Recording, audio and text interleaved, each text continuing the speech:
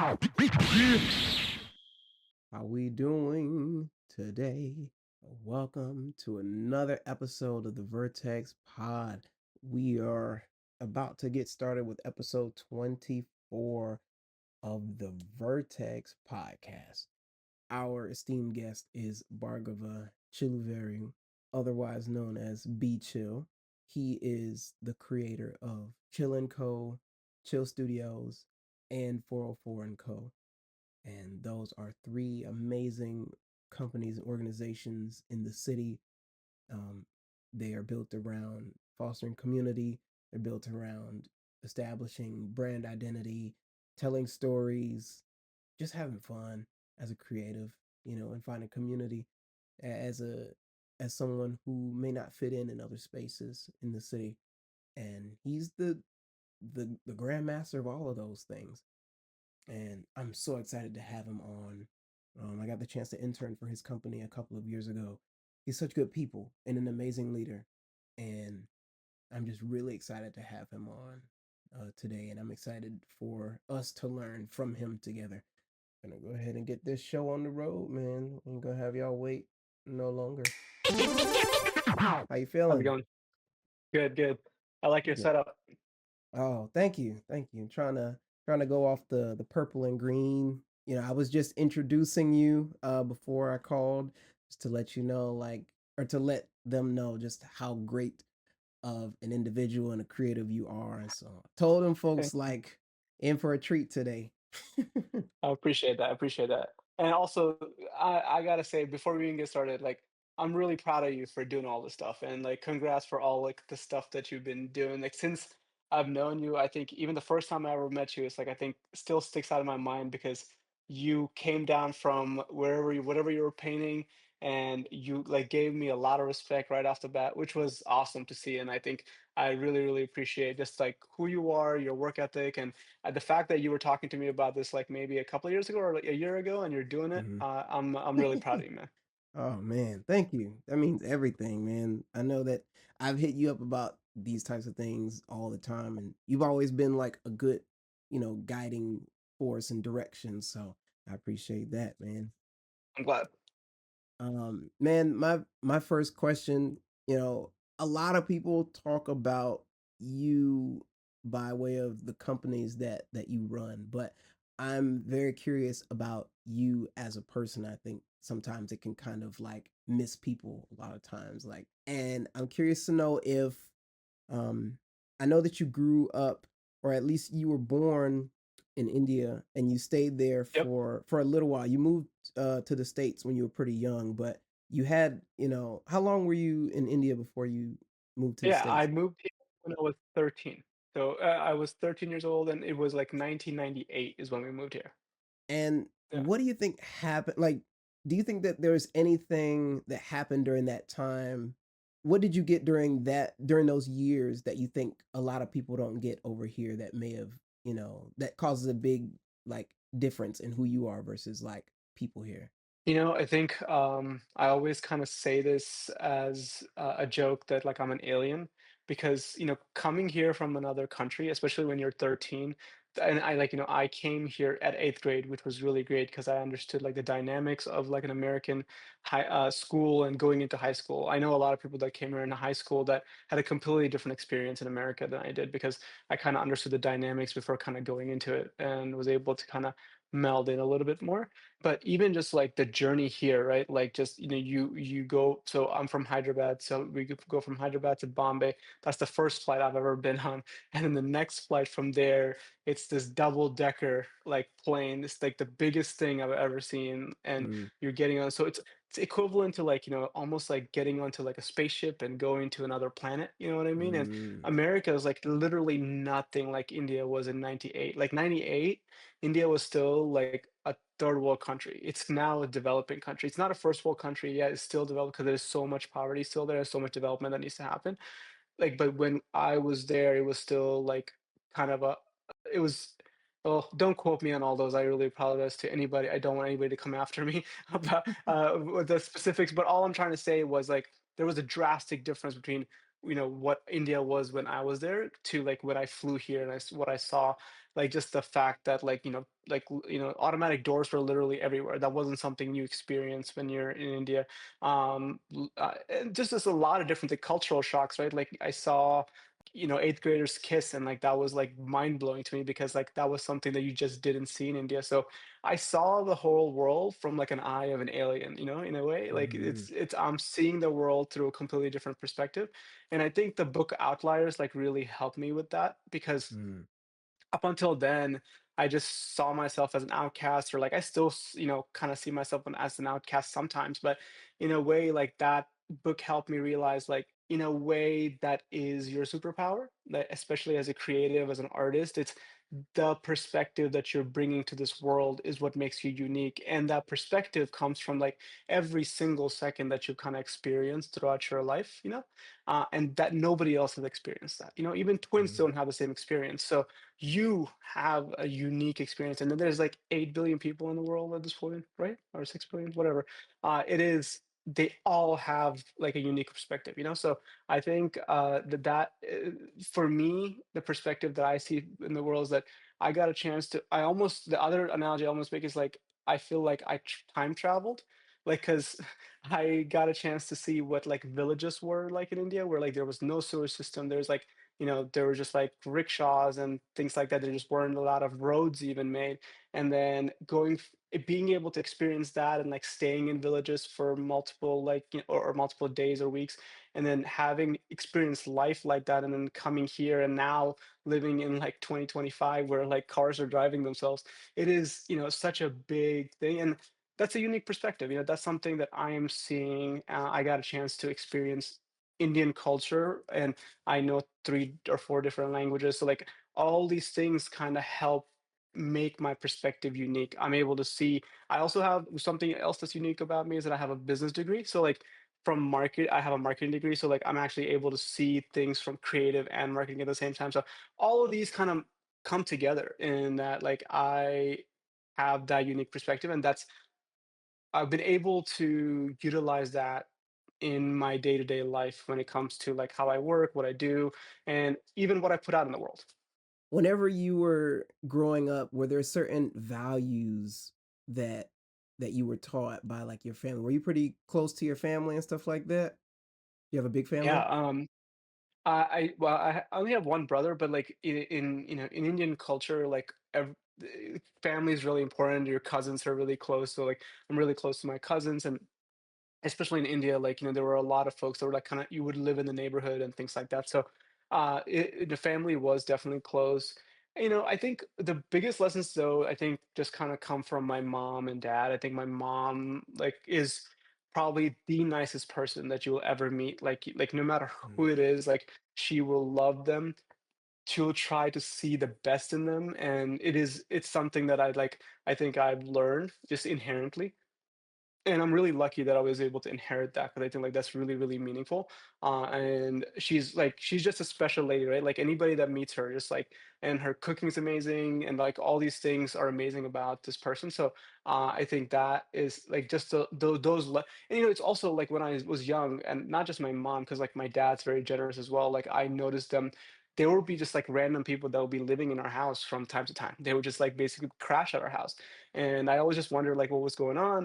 But it's just like they let people stay when they were having a tough time. Like when there was nobody else, even though my parents weren't like that well off, they were just house people. And like they did that even here. Like when people would immigrate and they just didn't have anybody, like they would, like if it's somebody in our family, even if it's a distant cousin, they would let them stay in like in their in their guest room for weeks at a time. A couple of my cousins stay with them. So I think those are some inherent things that like I think I take away. And you know, uh, it is something that I think I still put into my day to day, even if it's with business. I want to be fair. I want to treat everybody nicely, and I think even with my employees, that's something that I'm like very. I want to see everybody as a human. Like even though you're an intern at our company, I don't know if you ever felt like one, because like everybody treated gets treated the same way. Everybody kind of sees the same opportunities.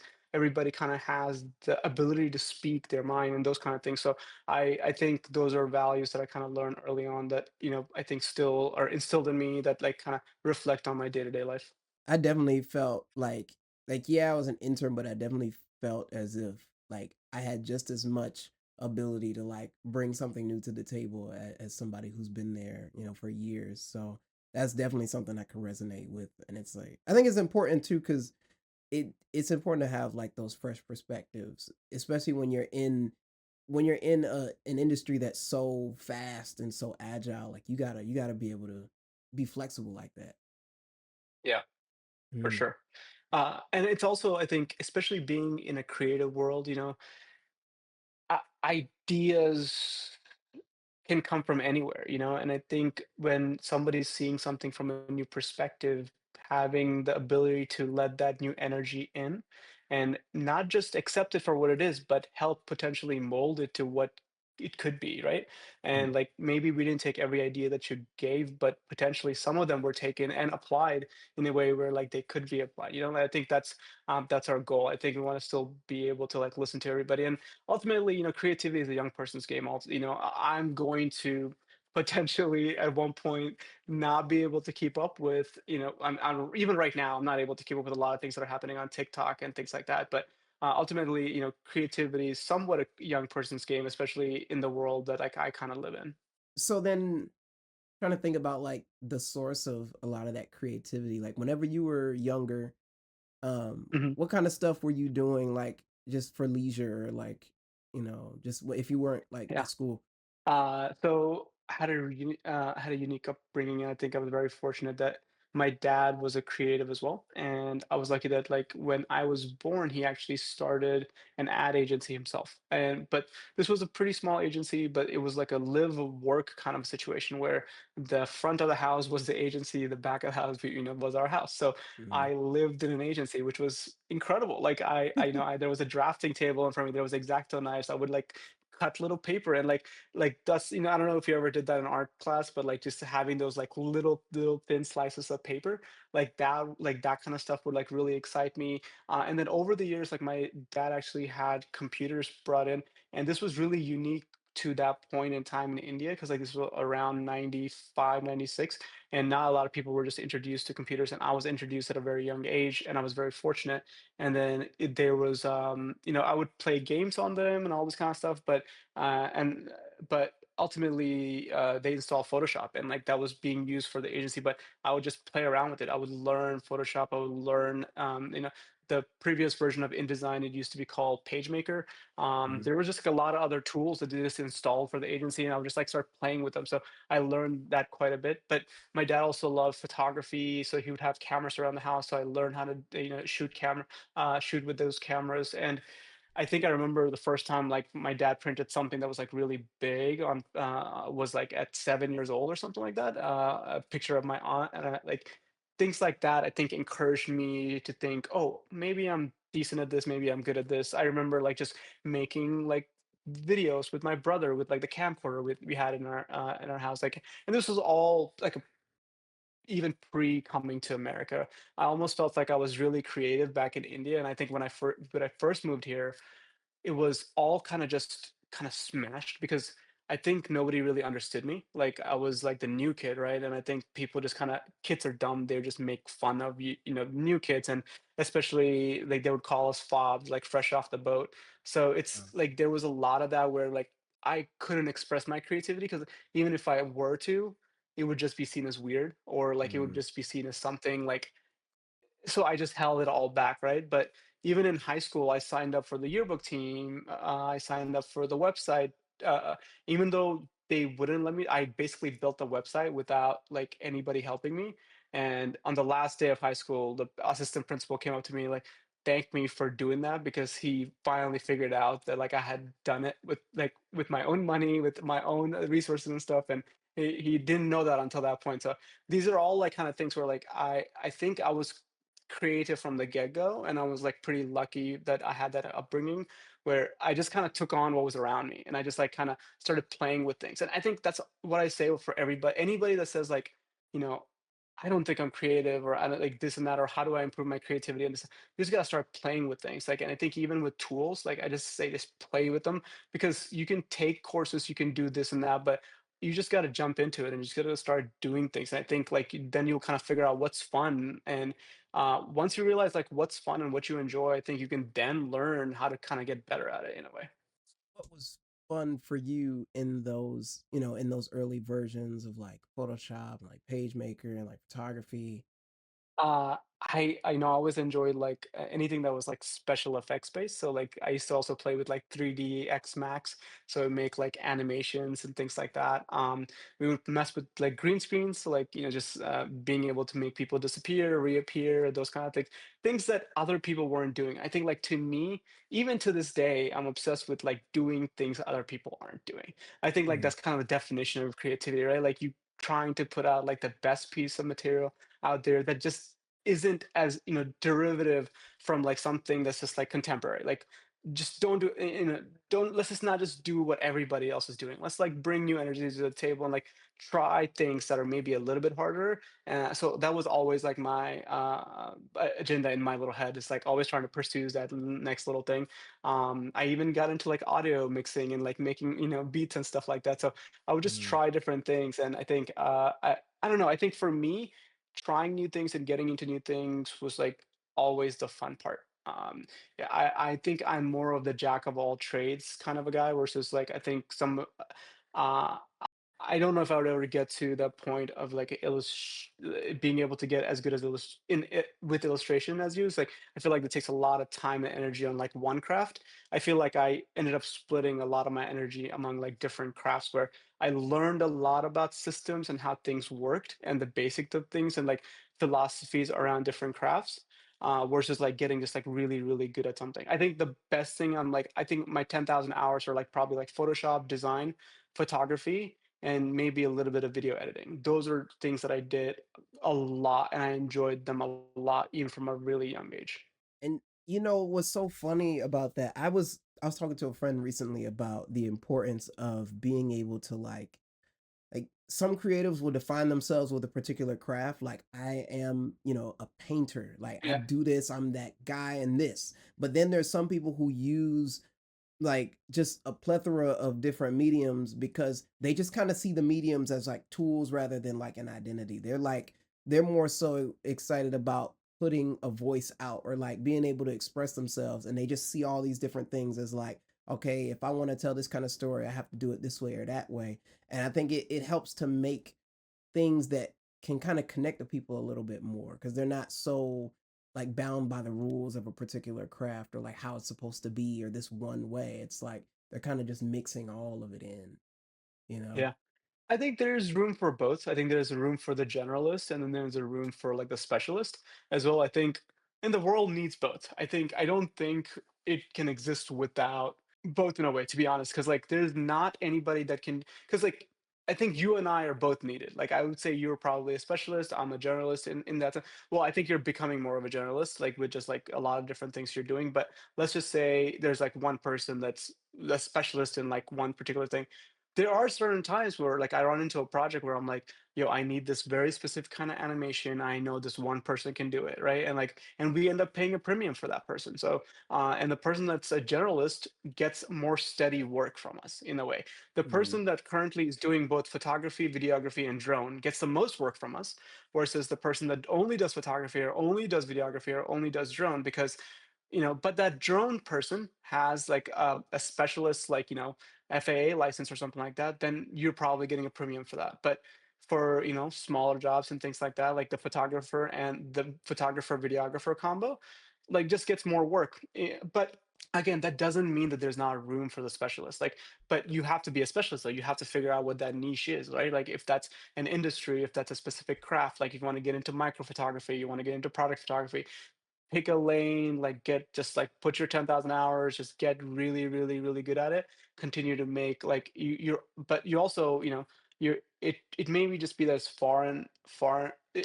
the things that will come to you might be just bit more spread apart, but you could potentially charge a premium for it. But you have to have a network that's going to kind of continuously give you that supply of that specialty work. If not, it's going to become harder and harder to become a specialist, especially with like advent of AI and the just tools just kind of making it so easy for people to just become generalists. So listening to the things that you like to get into when you were younger, I know that you did a lot of like creation and like output.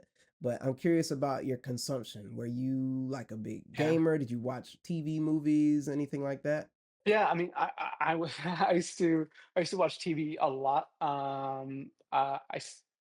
Th- a lot of TV. And growing up in India, there was like a lot of Indian media as well. So I would watch a Mhm. lot of Indian like TV growing up. But there was also American shows that would come up there that were like either dubbed or like I would just watch them. Like things like I Dream of Jeannie, Small Wonder. I think there's like the Tom and Jerry, Scooby Doo. Like just like some of them like a lot of the cartoons would be there as well. So I would consume a lot of that. A lot of Looney Tunes stuff was there. Um, and I think it movies-wise, like, I think my whatever, like, my parents would let us watch, I think I had a pretty sheltered life, so nothing crazy. I did play a lot of video games when I was younger, like, we used to have, like,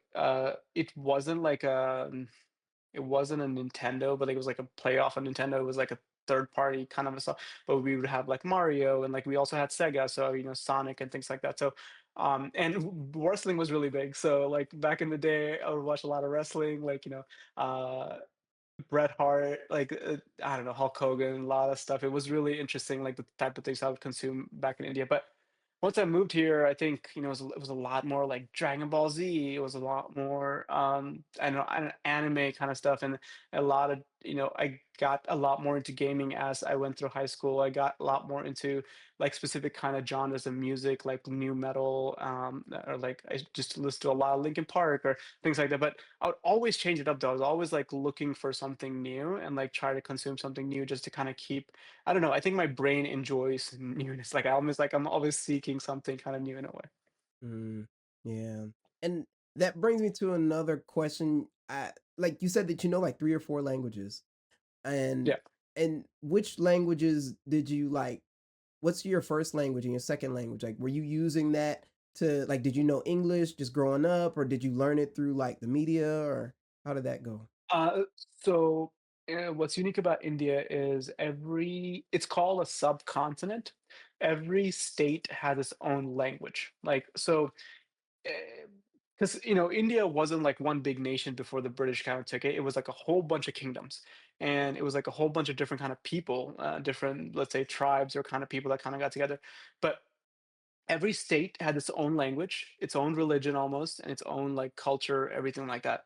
The state I was from, it kind of it broke up into two states after I moved here, but it was called Andhra Pradesh at that time. Now it's called Telangana. But they speak Telugu. So my mother tongue is what they call is Telugu. So I grew up speaking Telugu. I think my mind thought in Telugu. And then I think I picked up Hindi over time because Hindi is the national language in India, meaning all the states kind of speak Hindi as well. That's how you like, if you wanted an Indian language that everybody speaks, and then quote unquote anybody that's educated speaks the official language, which is English. So you go to an English school and like they're teaching you English and stuff like that. And there's also a lot of media in English as well. Things are a lot different now. I think like a lot more people speak English now than they did when I was in it. But most kids were speaking English because like we were going to an English school kind of thing. So we learned English there, but of course, like, there was that issue of the accent. So when I first moved here, I did probably have an accent. I think I phased that out like probably within a year because I don't know. I think I wanted fitting in was really important to me. I wanted to kind of get rid of that accent, so I worked pretty hard to do that within like the first couple of years, I think. So I that helped me feel like I fit a little bit better. Dang, that's like that's got to be intense though. Like to have to well, if you started off so young, maybe it was just like a Yeah. part of just learning everything else. But Yeah, it's 'cause what's funny is, like, everybody in India kinda speaks 3 languages, so it's not really that impressive, like, mm, it's impressive to somebody that only speaks 1 language, but in India, everybody kind of speaks 3 languages in a way. So it to me it wasn't very impressive, or like I never really thought it was impressive.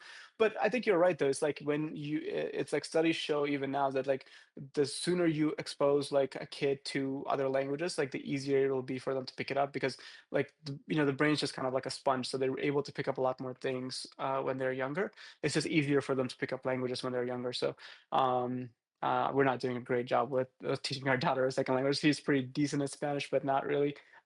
We tried to teach her Hindi. It didn't really go great. So it's because we don't speak Hindi at home. Like I think if we spoke Hindi at home, like if Anu and I spoke Hindi at home, like I think it would be a lot easier to teach her that way. But we speak English, so she primarily speaks English. But yeah, But that I mean, still, I still think it's really cool that I mean, at least you were able to have those languages and like you could probably learn so much for sure. more and like just being able to speak to people that like don't speak English. It's something that's Yeah, yeah, just so like that's always been very yeah. inspiring for me. I took a little bit of I had studied French for a couple of years, and it's to the Okay. point where like I can read it and write it like decent.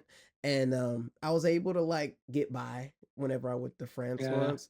But man, it even just the little bit that I know, it is like there's so much more that I'm able to like learn and I just feel more like um just empathetic with people trying to learn English because English is kind of crazy, especially now with all the yeah, memes yeah. and like social media and like these slang terms. And it's like, feel Yeah. sorry for people Yeah. trying to learn English today.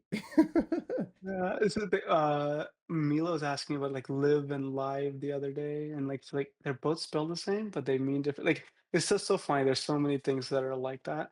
One thing I always think about when this conversation comes up is like just people are not able to enjoy some Hindi or Telugu music because there's some incredible music, that's Hindi and or Telugu. Like there's just such incredible songs that you not that you couldn't appreciate them if you didn't speak Hindi in a way. There are some that like you probably just like, oh man, this melody is incredible kind of thing. But you wouldn't think to go seek that out, like unless like you're a music producer and something like that. But there's also like certain things called ghazals, which are like poetry in Hindi and Urdu.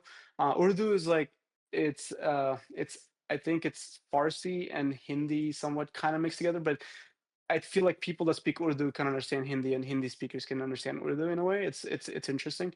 It's a kind of a mixture of both languages, but there's ghazals which are basically like poetry and people and it's just incredible stuff that people from other cultures would just like they're never going to get the chance to enjoy because of like there's also like I'm always fascinated by knowing that there's certain words that don't exist in English and they only exist in like other languages. Like damn, that's like crazy. That means like our human mind probably wouldn't have even thought about that without this word, but it exists in a different language and it may even be common in that language and like that may help shape how they think and stuff. It's really interesting. Yeah, like depending on the necessity of these types of words, like I don't know if this is 100% true, but I think in Russian there's like 13 different words for snow, like depending on the type of snow Really? or like the amount of hard ice versus soft ice or the moisture, the color, whatever. And it's like in English, like you got maybe two or three words for snow, but like I mean, Yeah, 13 different words for snow, but it's like because they experience it so much, they gotta be able to differentiate. I think, yeah, it's yeah, such an yeah, interesting thing. yeah. In Telugu and Hindi, like like every relationship kind of has a unique. Like here, we just call everybody cousins, kind of in a way. But in it's like your mom's brothers, kids called or like basically how you refer to each relationship is kind of different. You just don't call them cousins. So like the mom side has a different terms and like the dad side has different terms. So it's Hmm. it's really interesting how like even those kind of things exist. So, okay, I wanna I wanna go a little bit back to when you were in high school.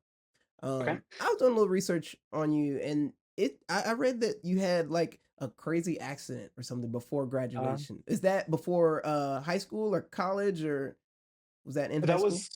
that was during college. So that was my junior year of college or senior year. It was in 2005. Uh-huh. And I had a pretty crazy accident. So I was working at this place called National Tire and Battery, Mm-hmm. NTB. They had they had hired somebody new, and I didn't really know him that well. I think it was like a couple of weeks, or it was like the same week or something. He brought a new car. He brought it by. I, you know how like trucks have like this platform that you can kind of stand on before you get on. I was standing on that, and I was holding on. and he started driving apparently, and I Ooh. fell off and I hit the curb or something like that. That's the story that's been told, right? Like, but I had 2 fractures in my skull. I lost my memory, so I don't know exactly what happened. It's just a story that's been told to me. But I had to be rushed to the emergency room. They had like 50 stitches, well, 50 staples actually to kind of Oh my like god. put, yeah. So 2 fractures in my skull. It was like, yeah, it's really, really interesting. Dang, that's gotta be like scary. So for your experience, it was like you were on the truck and then next thing you know, you're like in the hospital. Yeah, I mean, I think I remember kind of waking up in the ambulance, and then yeah, I mean, I remember kind of being in triage, but then like the next thing I remember is like waking up after the surgery. Yeah. And then having people kind of tell you what happened has gotta be like Yeah. wild. Oh, Yeah. and then and so this was right before graduating college. And like how long was that period of recovery for? You know, I was really lucky it happened like before summer, right at summer, I think. So it was basically like my summer vacation was like my recovery period. I was actually able to go back to school, which was crazy. So I went back. I didn't really miss that much school, which was like a really crazy thing in itself. But yeah, I went back to school and then I ended up getting another job somewhere else, like the next year. Um, but yeah, I think it was, I would like to think that it made a bigger impact in my life. Like I did think like, I'm gonna, my life might change this, but yeah, there's so many more moments in my life that I feel like have had a bigger impact on me than like that, even Mhm. though it is monumental and it was really big. And like, I think it wasn't the moment where I decided to change my life and like, see things differently or things like that. Because I don't know if that necessarily comes from like within, like you don't, like a lot of, in movies or like in TV shows, like which is what I would like kind of referring back to is like, oh man, this is like the moment where like, people change or like kind of get better. And I was like waiting kind of for that to happen. But ultimately, like, in recovery and all this stuff, like unless there's somebody there to kind of support you and like talk you through that stuff, it's really hard to kind of get out of this mentality. Or like even sometimes like there's a certain like mindset you kind of get into after an accident. So I really like encourage anybody that's in an accident or like been in an accident to like really see a therapist because I really think it's necessary. Like trauma is a really big deal and like you have to deal with that where like somebody can at least talk you through it, like where you're able to express certain feelings and get some of those things out because I don't know if I was able to do that kind of right away. Even though I did all these things where like I went back to school and I think it was just like kind of moving past it versus like actually dealing with some of like what may have happened or what was going through my mind at that time. Was it that you like realized like, oh shoot, I shouldn't have just been like shouldering this or was there a moment where it kind of all like came back through or like was like, oh damn, like I don't know. I feel like there's a lot of other stuff that I went through, even just like I think I was really just hard. I'm still hard on myself. I think I'm really hard on myself, but I used to be a lot harder on myself where of either that I should be doing more with my life or I could have been doing more with my life, like those kind of things. There's just like a lot of harsh thoughts in my head, right? Like, and I don't think that went away until even after college and like after a job and maybe on like a psychedelic trip or something. It wasn't until then where like I think things changed where I was able to kind of see things differently. I think I did struggle for a long time, even up until I was like 25, 26, in just not really understanding who I am. Cause like the concept of a content creator came about like very recently. Like, if you tell me that you do photo, video, and drone, I get excited now. But when I used to tell people that back in like 10 years ago or 15 years ago, people would just think I was crazy. I'm like, pick a lane and stick to it, kid. Like that was the reaction. Like it wasn't like appreciation that I was actually, decent at all of these things. It was just like, no, like you're just crazy is kind of like the reaction. So I had a hard time figuring out who I was and like what my place in the world was. And I was just like really I think just, you know, eh, I don't know, mentally tied into that. Like, I think it was just a cave that I wasn't getting out of. mm.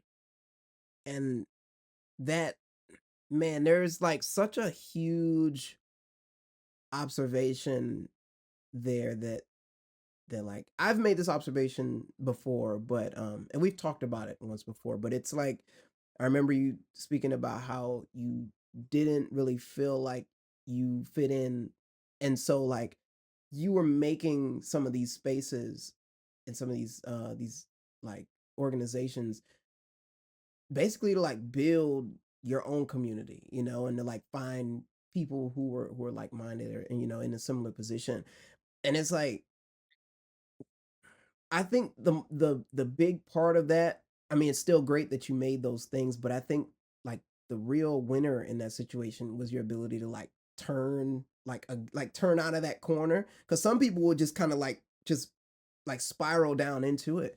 But how Yeah. did you go about kind of like rolling the other way, and like if somebody's in a similar situation like that, how would you advise them to do something like that? I honestly think that people in the creative realm are like, I've never heard a creative mentor, a creative podcast, or anything like that ever talk about your mental health being related to your physical health. I actually think creatives as a whole are pretty lazy. They don't work out very much. Like it's not, you don't really see the mixture of like fitness with creativity usually. And I think like I went through this journey, health journey where like I ended up losing like 70 pounds, and it was like by far like the greatest thing that I had accomplished up to that point where you know like the way my mind moved, like even just being able to have ideas. Here's the thing, actually, I'll revise this. I think anybody can be creative. Like even if you're unhealthy, I think you can have incredible creative ideas. But the world does not reward ideas. It rewards execution, right? What you need to execute is energy. So, and what you need to be energetic is to be healthy. So when I became healthier, when I, adapted like a healthier diet, a healthier exercise routine, health, better, health habits, just better routines, it gave me the energy to pursue some of the ideas that I was having, where I could bring these ideas to life, make things happen, where I was able to quit my job, where I was able to start my own company, where I was able to, you know, uh, create a consumer style business, where I was able to create a community. These are all things that took a lot of energy. And I think, it's really hard for anybody to do that unless like you have that energy. You have to be able to, build that energy. And the way you can do that is to just like health. And I really want to encourage a lot of people to go like literally go for a run and see how what that does. If you're in a funk right now, I encourage you to just go for a run, right? Like and see what that is. I honestly have some of the best ideas ever when I'm just running. Just because like your creativity is rooted through your brain and your mind. Like we're all just organs and chemicals, right? Like, and if you free up that, like, take out whatever kinks there are, just like let the blood flow, stretch, do all these things, like, eat healthy. It helps more circulation. And like, of course, like this, it's gonna be it's going to give you clarity in your ideas. It's going to be able to give you that path from idea to execution a lot easier, And I think even, I've gone through periods of time, even from that time to now, where I've gone through unhealthy bouts, and I can see it directly impact my ability to be able to be a good businessman, be a good creative, be a good, leader, all those things. I think that there's a direct impact between being healthy and being mentally healthy and being like, effective at your work and what you do in the creative world. Yo, that's gotta be one of like the craziest keys ever dropped. Like that's so real. And like as you're explaining it, I'm like lining it up with like areas of my life where I'm like, man, when did I feel the most creative? And it's like, I was really active during this time. Or like when was I in a funk? And it's like I was also like other parts of my life were in a funk as well. And it does take a lot of energy. I think people feel like because like in my case if I'm just drawing at a desk on an iPad whatever, it shouldn't take that much energy, but there's so much like on the inside that is getting clogged up there. And like that's a good one. That's crazy. um Uh, I, like speaking of that though, I do think like Health Awareness Week or month or day was recently. I do want to also encourage people to, especially if you're struggling. And I know that it's actually a lot more prevalent for folks that consider themselves creative or introverted to have mental health issues that they don't address. And especially in today's world, I think there's a potential for that stuff to get worse and worse if you don't address it.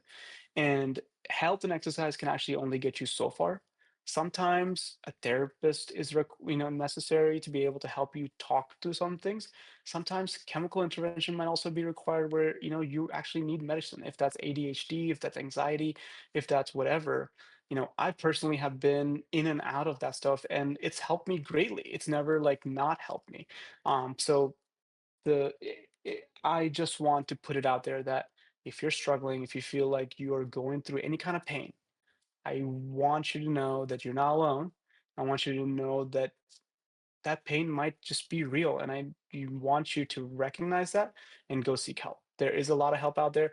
BetterHelp offers, like, I think, credits and stuff like that. There's ways to seek help, and there are also a lot of doctors that'll give you a cash offer if you explain your financial situation to them. So I really want anybody that's struggling to definitely seek help if that's the case. But you know what? You can also meditate. You can literally just sit quiet out outside on your deck for 20 minutes every day and not do anything. And like that will help incredibly too. But we are so hard. It's so hard to do things like it's so hard to just sit still. It's so hard to like do yoga. It's so hard to do certain things sometimes. And sometimes you might even be in a dark hole where you don't even have the energy to go do that stuff. So when you're in that point, you do need to seek help. And I encourage people to do that if they're in that situation. But if you feel decently healthy, you want to get better, everything I said, of course, can help you get better. And how important are relationships during that time too? Like just friends and family, if you have a partner, like people around you, you know. Yeah. There's multiple studies that show like the people that end the end of life say that they had a fulfilling, happy life, and the people that end up living the longest. One of the key ingredients to that is community and friends. Like having a community and having friends around you can make you feel safe, make you feel seen, make you feel heard. These are all things humans crave, right? Like humans in isolation go crazy for a reason. It's not like humans need human interaction. And it's one thing that's like, the things you were asking me about, like the things that I got instilled when I was younger in India, you know, India is really dense, dude. Like you never go anywhere without hearing the auto rickshaw honking a horn. Even in your bedroom upstairs, you will hear Mm. that like the traffic downstairs because that's how dense it is. Even in New York City or Chicago, like you will hear life out there. But when you move to a suburb in Atlanta, it's so quiet. Like especially when you're by yourself, especially when you live in a country that prefers individualism and has this individual ideology that it's kind of taught to people that it is better to be individualistic and all this stuff. That it is, I do think that we are lacking that ability to even accept that you need community. Sometimes, you may even just like write that off, but it's so important to have that community. It's also important to make sure your community is not toxic though, because like I think that could also have a negative impact. So it's important to just make sure that that exists. But uh, this is one of the reasons why I did create like a community, right? Like I wanted people that are interested in the type of things I was interested in to find their people. Like I think that's really important to me. I wanted to create a place where if I was younger, instead of going to a bar, where would I want to go? I would want to go meet people that have similar interests like me and do creative shit with them. And that's what I created with 404 is like I wanted people to create their own little networks. I want them to meet and have like friendships. I think that's really important. Something that I've noticed, I'm curious to get your input on something like this, where you can find people who are like-minded and who are doing the things that you want to do and things that you enjoy doing. But some people, you know, they might have had, you know, really bad friends before. They might have like a degree of anxiety. They like to keep people back, or they get a weird sniff, a weird feeling about this person. I don't know. I don't trust this person. I don't. They're too cool. They're too nice. They're whatever. I don't. I feel like they're gonna do something weird.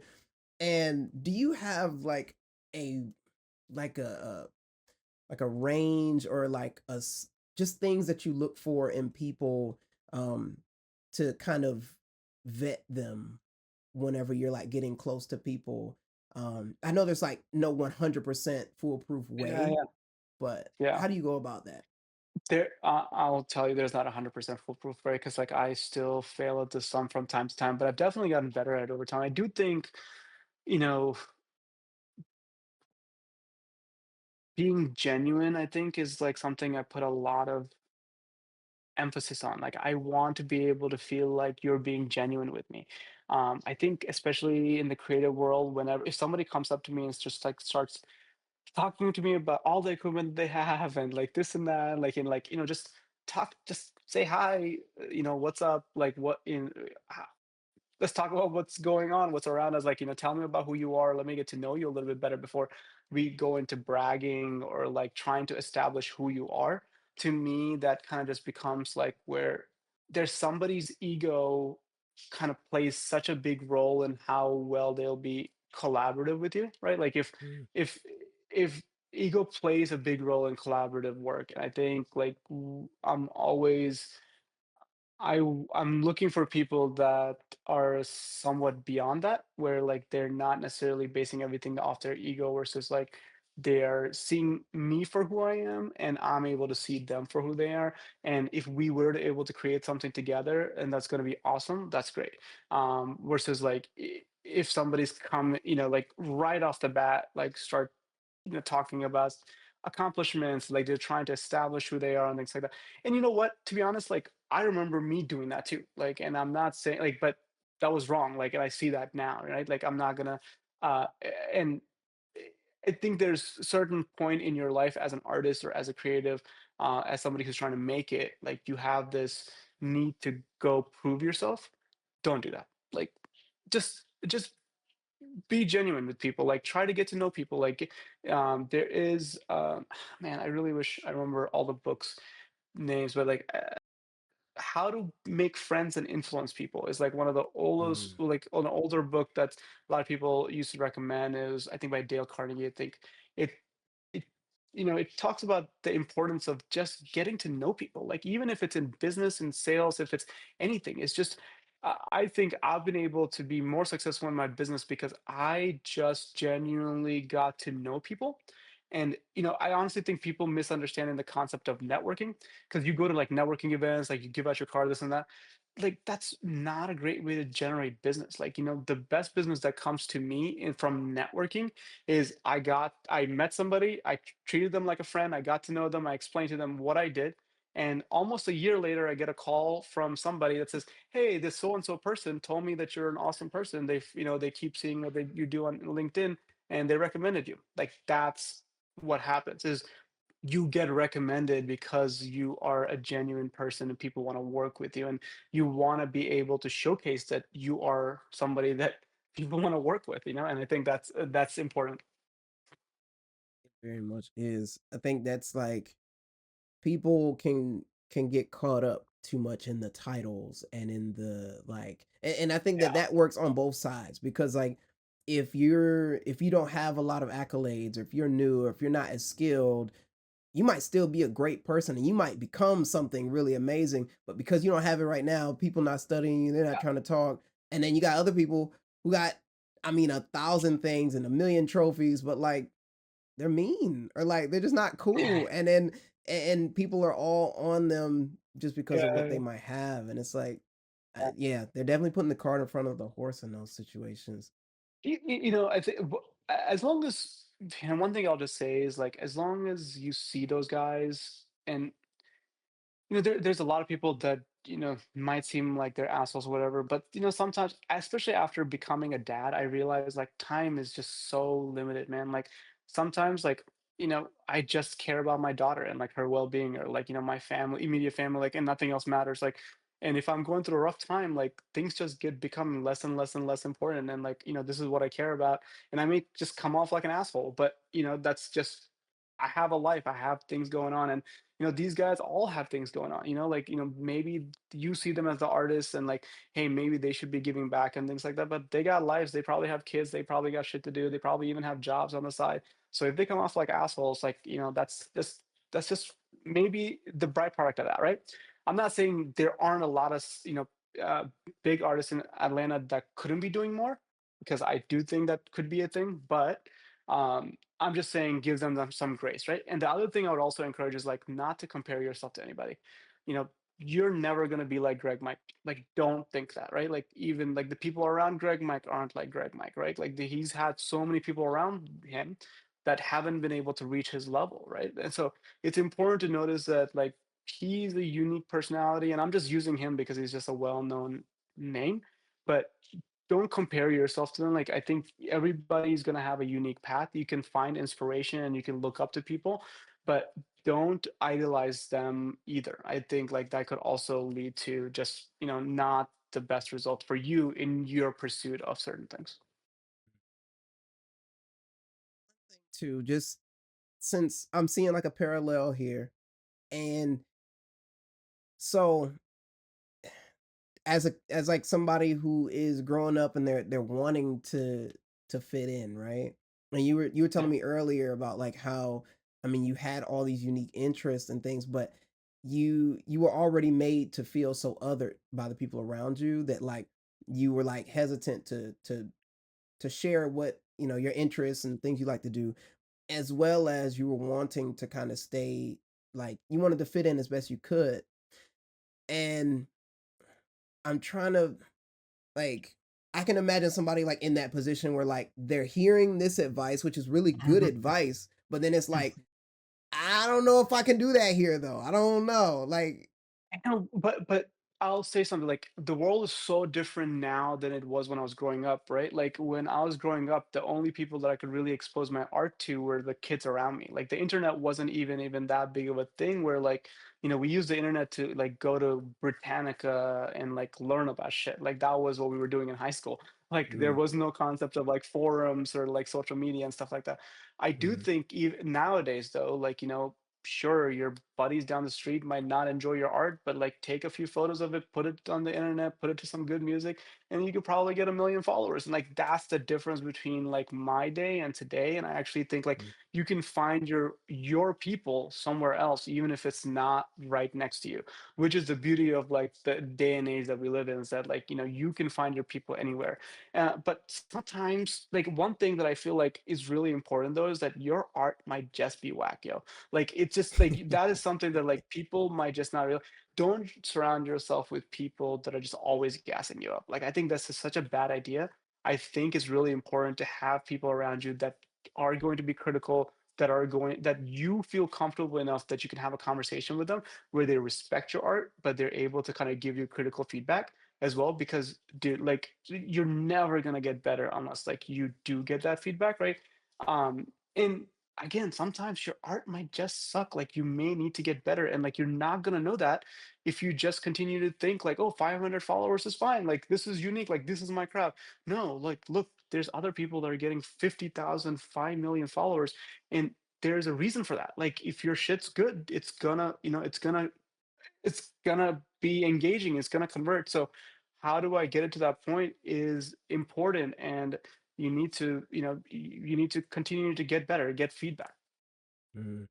Yeah, and I think that's a thing too. Like people will tie up their they'll tie up their skill and even like their value sometimes as a creative with these metrics and with like with these likes and these numbers and stuff. Cause like some people are like, dang, this drawing only got 20 likes. Dang it, like it must suck. But then like all of their friends love it and they love it and all this stuff. But then they're like, Yeah, but the internet didn't really hit it. They're yeah, not yeah, really messing with it. And so it's weird. It's a weird thing that they have to deal with now. Just because they're like they're seeking that validation. Because that's the whole move now. Like you draw it and then you share it. But you share it yeah, on such a wide scale. Like before, you would just kind of show yeah, people in class or show your family or whatever. But to put it out on the yeah, internet is like that's a lot as like a yeah. developing. I honestly think, you know, and there's so much like it's crazy that we're having this, we're doing this interview today because, I'm sure you saw Sora 2 came out. And you've Mhm. been seeing some of the stuff that's coming out from there. It's like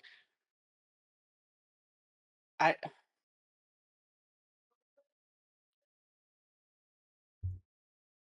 I think the value of content is potentially getting like, how do we get to a point where our work is more valuable than something like AI can do, right? Like Mm, how mhm, is what you do like I actually think like as a muralist, you probably have like one of the last jobs where like AI can come just take it, right? Because like there aren't robots yet that do it. But I before this interview, I started thinking about like what if a robot comes like there somebody does invent a robot that starts doing murals, right? Like and a businessman has like a choice of making hey paying you money or paying slightly less money to a robot and getting the same kind of mural, what would they choose? Like, and that may be reality one day, right? Like, I think like we mhm. may need to think about those kind of realities too. Sorry, can you go back to your question one more time? Can you repeat your question or what were you talking? What you said? It's just more so it wasn't really a question, it was just more so of, like, the dilemma of people, like, sharing their Yeah, artwork right. out. Posting. Yeah, Yeah. yeah. So the reason I brought all that up is because I actually think higher like, I think we've gotten to a point where, like, everything's just kind of becoming sloppy, right? Like, even ads are just UGC ads. Like, people aren't asking us to make, like, high-end ads anymore. They just want somebody who is pretending to be UGC to make Mhm, the ad for them because, that's what's converting better nowadays, right? But as a creator, I actually think you should work in projects rather than individual things, right? So if you want to try to stand out, you want to do something special, I think you should figure out a project, try to think about it a bit more intensely. And even if that doesn't convert, I actually think you should just be building your portfolio online because, like there are multiple ways of income, right? Like, one way is like you're becoming a brand online. And if that's your goal and that's the way you want to bring business in, then you want to build up your brand. You want to figure out what converts. You want to figure out like, the style of content that's going to work for you and repeat that over and over again until you become like a brand and people are reaching out to you to, send you promos and like you kind of be able to have the authority to charge a certain amount. But there's so many other ways, right? Like that you could be doing this. And if that's like through interior designers, architecture firms, like where you're able to potentially, like, especially as artists, the way you create art is like you're able to build these relationships. And if you create projects and you have like beautiful projects that engage that specific set of users and be able to show them that like this is the kind of work that you're able to do, I think that is going to be a lot better for you. Like even as a filmmaker, working on projects that are really thought out, that have high end quality, that are going to be able to showcase better to those kind of sets of people, I think is something that you should be thinking about as well. It is such a tough conversation though, man. Like I know that like some of what I'm saying might be just like the opposite of each other, right? Because like I think there's what I'm saying is like you can be successful if you're doing the right things on social media, but social media is also sometimes feels like such like a cesspool. Like you don't know what's going to be successful, what's not going to be successful. Like I think, but I think the people that have become like really big as content creators, like really just did one thing is that they found the kind of content that was engaging and they just repeated it over and over and over and over again, right? Like, and sometimes as an artist, you don't want to do that. Like, I didn't want to do that. I didn't want to keep doing the same thing over and over. So I got to 6,000 followers on Instagram. And I was like, fuck, I'm not, this is my limit. I just don't want to keep taking photos of the city over and over again. Like, and like, manipulate. Cause like, that's the only thing that was converting. I became like a Atlanta city photographer. I'm like, that's just not who I am. That's just not what I want to be known as. Like people like, they would meet me in the middle of the street and be like, oh, you're the guy that like cuts buildings apart. I'm like, yeah, dude, that's like the one of the things that I do. Like I do a million other things too. But I didn't want to be known as that guy. Like, and but you know what? Like that is how you can create a brand. Like if there is nothing else that like that's working for you, like this is an income stream that you need to create. You need to create a brand separated from you, though, right? Like create a character or potentially create a brand where you're able to think about it that way. Because if you think you put your energy and you think about that account as your personal account, I think you're gonna have a tougher time. Versus thinking about it as a character, thinking about it as an maybe like your TV station, maybe like your whatever way you want to see it, like that's going to make you execute it better, where you separate your emotions from it. I think it's going to be really helpful. Is that's where you're going to be able to potentially see a lot of engagement and kind of a lot more. The other thing I will say is that I think we are at this age where I actually think we're at like the precipice of augmented reality. I think that's like the next wave of technology that's going to really, because like humans in general, right? Like even just like me, I just get bored of things, or I'm like constantly seeking new things out. I think there's going to be an age where we're all sick of screens. Like we're all going to get sick of screens. We're not going to want to use our phones, and like, wearables are going to continue to become more of a thing. And I think what Meta's doing with their augmented reality glasses are the first step into this, is like where screens are going to start getting built into your glasses, and you're going to be able to experience the internet or like whatever functions you need to do there. How does art translate to that world, right? Like right now, you're thinking about your art translating only on a 2D surface. How does cams work? How do your characters live in an augmented reality world? Is what you should be thinking about right now. Like that's is the next wave. Is And I could be wrong, but I really do believe this is where we're going to. Like I think screens are like a thing of the past. They're gonna figure out how to do holograms like better and better. That could potentially be a thing, especially in the art world. But I think these are like, you need to start looking at technologies that are just at the cusp of it, so that you can't, like, because ultimately all these people that are really, really big now, dude, like, one of the things with the formula for luck is opportunity meets meeting preparedness, right? Like a lot of people that are really big right now, they were prepared when that opportunity came to them, right? Right now might be the opportunity for everybody that's coming next, in that like this wave of like, everybody thought NFTs was it. But the problem was that like that was tied to crypto, and like there's just like no underlying asset that like really helped stabilize that market. And like people lost a lot of money trying, like putting all their effort into that. But I think like, there's going to be other technologies, other things that are coming out that are going to help artists probably think about their art in different ways and potentially create it in different ways, and probably even use like, tools in different ways. Yeah, it's kind of like jumping ahead of like the wave, or like, because that's kind of how the people that are huge on social media now, like they kind of saw when it was coming up and they were like, Exactly. let me go on and get in here so I can rise. Yeah. And but then it seems like there's like two different directions that can go to, because I'm even noticing now that there's certain like there's like forum websites like Reddit, and like there's platforms like Substack that do a lot more writing and reading focus. Those are Mhm. starting to like come up now because people are tired of like the doom scroll feel.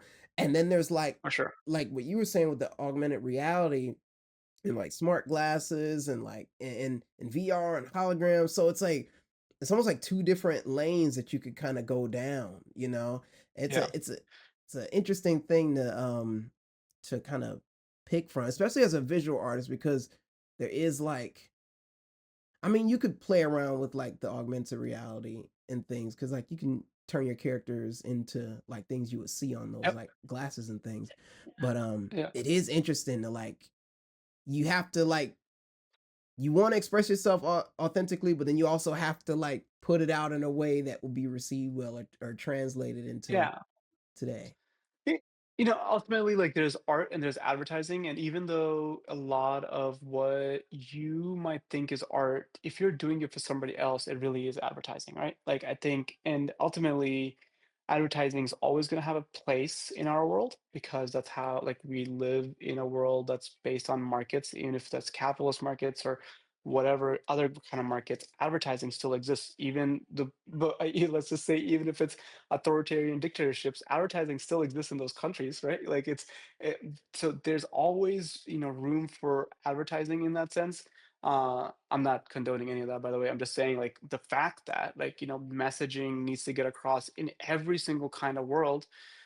When any kind of art gets converted to commercial use, that's advertising, and like you have to separate yourself from that.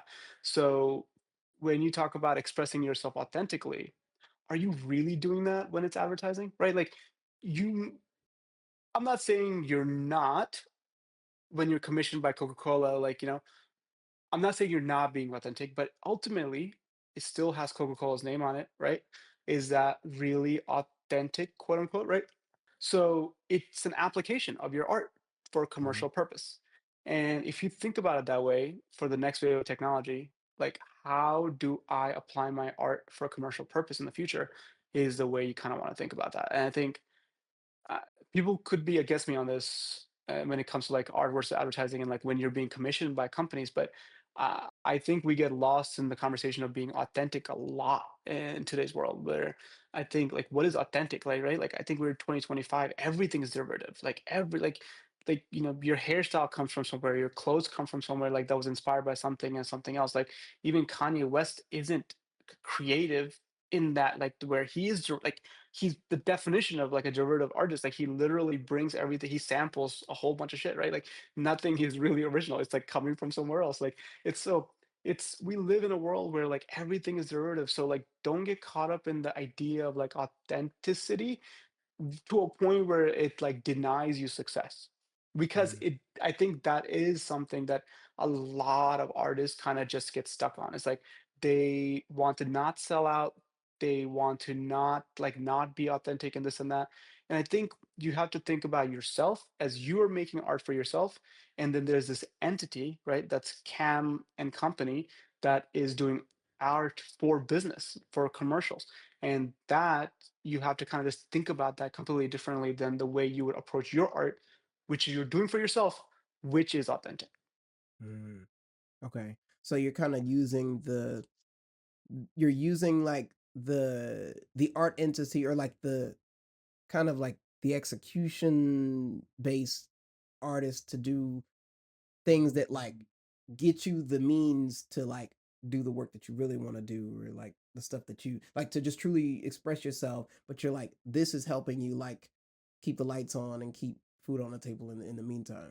Exactly, exactly. Like, I mean, like right now on like Instagram and stuff, like somebody was asking me like if I still enter, like, because I had a couple of pieces at the airport one time, so people still remember that, and they still reach out to me like, you still enter these and things like that. Like, I just don't anymore, because like like if I create art, it's just for me. Like, and like most of my stuff like that I'm doing is like mostly for commission and mostly for other people in a way. And I think when it's like I'm actually exploring whole new different types of art. I'm actually picking up illustration, like I'm trying to do like I don't know, different types of things on paper, which is completely new to me. Like I was just like never really good at that. And I'm trying to get better and better. But I'm doing that in closed circuit, is in my own house for myself, and like I can control that. I can go as long as it can. Art doesn't have an end, right? Advertising has to have an end because there's a deadline. Mm-hmm. Hmm. Okay, so then for creatives who are, trying to make it out here, um I mean, I know that we just brushed over like the main topic of like, you want to kind of have an idea of like a degree of separation between the two so that you can, satisfy both needs. But what would be like step one if I'm just like an artist, or like a musician, a photographer, and I'm just trying to like, I'm doing this and I got a little skill, but like I don't really know what I got going on, and I just know I want to be somebody, I want to make it. What would be like step one and two? Yeah, yeah. You know, first thing I'll say, like, I think, I have these conversations a lot. I even have like people put other kids or like even adults in touch with me because, let's say, quote unquote, they want to pursue a creative career. It's so funny because at this point in time, I almost try to convince them out of it because, like, do you really want to do this? Because it's really hard, like, and I am trying to show them other options, because you know what? It is so hard being a creative professional nowadays, especially with like, whatever's going on with tools and AI and how hard it is to keep up with everything. It is incredibly hard to make a living as an artist. So first, kind of thinking about that, right? Like you have to reach a certain level, create a certain amount of book of business for you to be able to live comfortably. So that's the first thing you kind of have to just know right off the bat. It's like not something that's not going to be a walk in the park. Just because you're pursuing your passion, just because you want to wake up every day and do the same thing, doesn't mean that it's not going to be hard. It's going to be incredibly hard. So first, do you want to go through that? Second, like the other thing to think about is when you get a regular corporate job, you get the paycheck, but you also get benefits and you also get other things like health insurance or like 401k or IRA, like, or 401k match, which is basically like you put money into the 401k and the company actually gives you more money to go to your retirement account tax free. These are all things like, are you going to be able to accomplish if you are doing this by yourself and as an artist, right? I'm not saying don't sacrifice those things to pursue your passion. It's just that, do you know that you want to do this enough to sacrifice those things is probably the key, right? I actually think like you could try to find a job that has some creativity in it in a lot of different industries, and trying to learn a craft, trying to learn a trade that's going to take care of your family, take care of your just your needs and things like that first might just be necessary, especially if you come from a place that is not very privileged. If you have a lot of responsibilities, you need to make money to help your family, and then you're thinking you're gonna be the next Cam Kirk, I got news for you. That's just not gonna happen. Like, not right now. If you want to pursue that, I would encourage you to get a job first, try to find a trade, get, I don't know, get trained in cybersecurity, get trained in something that's cloud-based, like technology, learn a craft that's digital, like get into an industry, get a job, and then make enough money to buy a camera, make enough money to buy, paint supplies and go, you can literally spray paint the belt line on the weekends and things like that. There's a lot of things you can do on the side, and that's what I did. Like, I had a corporate job. I didn't quit my job until I knew that I had at least 6 months of runway. With like, I had enough savings, I had enough things saved up for me to know that I can pay my rent, I could take care of, my wife and those kind of things before I quit my job. Like, I had assurances from certain clients saying, "Oh, you're freelancing right now. I can give you a contract." I fought for that too. Like, I like, give me a contract, give me a contract. And when I had enough lined up, that's when I quit my job. I think people don't think about responsibilities. I think, and it's really important that you do. Like, even if it's that your parents, your significant other, your kids, like, these are all things that you should take responsibility over. And if, you think getting into a creative, career to make yourself happy is important enough right now, hopefully you don't have some of those responsibilities, because it's a much easier to do some of that without some of those responsibilities. But if you do, I would encourage you to like try to think like, is this something I really want to do? Or can it just be done on the weekends? And can I pursue it later in life, right? But let's just say a normal corporate, 9 to 5 job is just not for you. Like, you just do not see it. You know for a fact that you want to be a designer. You know for a fact that you want to be a muralist. You know for a fact you want to. Then you have to start putting time into it. You got to start practicing. You got to start trying things out. You got to start going finding mentors. Go find people that are doing what you want to do for a living. I guarantee some of those people will respond. Like, you have to reach out to 10 before one responds, but you have to try to find other people that are doing what you want to do, are successful at it, and have a good personality that could potentially talk to you and potentially let you shadow them. These are the type of things that you should be doing when you are young. If you're younger and you want to pursue these things, try to find as much hands-on experience as possible. If you're still a student, try to find an internship. If you're trying to look to change a career and you have a little bit of runway, try to find an apprenticeship or an internship or a fellowship where you're able to get into a situation where you're going to be able to learn a lot and kind of get through it.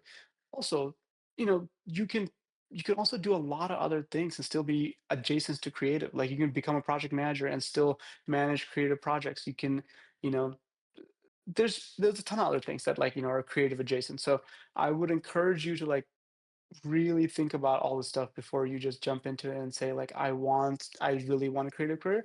But if you do, you got to put a lot of hard work into it and put it right away and try to find mentors as much as possible. And yeah, like, I would definitely create an online presence. There's so many people that I see coming out of SCAD that don't have an Instagram account, that aren't posting. Like, why? Like, why not? Like, you have beautiful work. Why aren't you, putting it? And then some people are just afraid. Some people just don't think they're getting the traction or whatever. Like, it doesn't matter. Just put it out there. Like, it's, it's not, don't worry so much about like, a lot of creators out there say like there was that one viral video that really made them famous. So like, that viral video is just, maybe 3, 4 posts away. So keep at it. Just, keep, you got to grind. If that's, that's your goal, that's what you want to do. Like, it's so weird too because the approach is different, like because of the way, like, I guess life is going and the way social media is going. opportunities that were available to you or available to me may not be available to somebody coming out of high school, like, next year. Yeah, And yeah, it's interesting. I was thinking about that, like, because I have some friends just around that like want to do the types of thing, like just similar to me. And I always try to advise them in a way of like, oh, just, I try to tell them like, oh, do it kind of how I did it or do it this kind of way. And then like they get at me and they're like, nah, man, like that ain't working no more, or that ain't, you got lucky here or this, that, or whatever. And like hearing you say that or hearing you explain that, like there's a degree of truth in that too, because I'm like, dang, like maybe it wouldn't like if they try to take my exact pathway, I don't know if it would still be the same. Like I don't think they'd get the same results. They'd have to find their own way of going, going at it. yeah. Yeah, man, it's definitely a really interesting time nowadays too. Like, and even right now, you're live streaming this at the moment. And I think like streaming is just kind of taken over as well. Like, I think how do muralists kind of take advantage of that medium, or how do illustrators or just designers take advantage of that kind of momentum in that way of like showing your work. Um, yeah, I don't know. I think like in a way, some of the stuff that I'm seeing with Sora and those kind of things are scaring me a little bit because that does devalue art and that quite a bit in a way. Because like people just don't need to hire an artist anymore to do certain things. They could just like this is their idea. They can just put it in and it comes out, and that's like such a dangerous thing for just the art world. So that does worry me. I hope like there's like legislation that says like if it's AI, it needs to be watermarked or something like that. But without that, it is definitely like, and that's why I'm like, that's why I'm talking so much about thinking about new technologies, thinking about what is on like, what is the next thing out there and potentially getting in early because, there is such a massive shift kind of happening from like the physical world to the digital world. It's already kind of happened, but there's more and more that's happening. And I think newer technology like augmented reality, and I will say with confidence that I think augmented reality is going to be way more ubiquitous. Like I think like than virtual reality was, right? Like I think virtual reality is really like locking you into some world. I think augmented reality is that you can be present in our real world and still be able to experience like different things just in your eyes. And I think that is going to be the wave of like how we experience art and advertising and just even content just moving forward. So potentially thinking about how like that works, like Adobe Aero I think is like a way you can potentially play with some of this, but trying to figure out how to learn some of that technology where you can apply your art, I think is that's where you can potentially a market to make a lot more money than you would if it was just drawings. Yeah.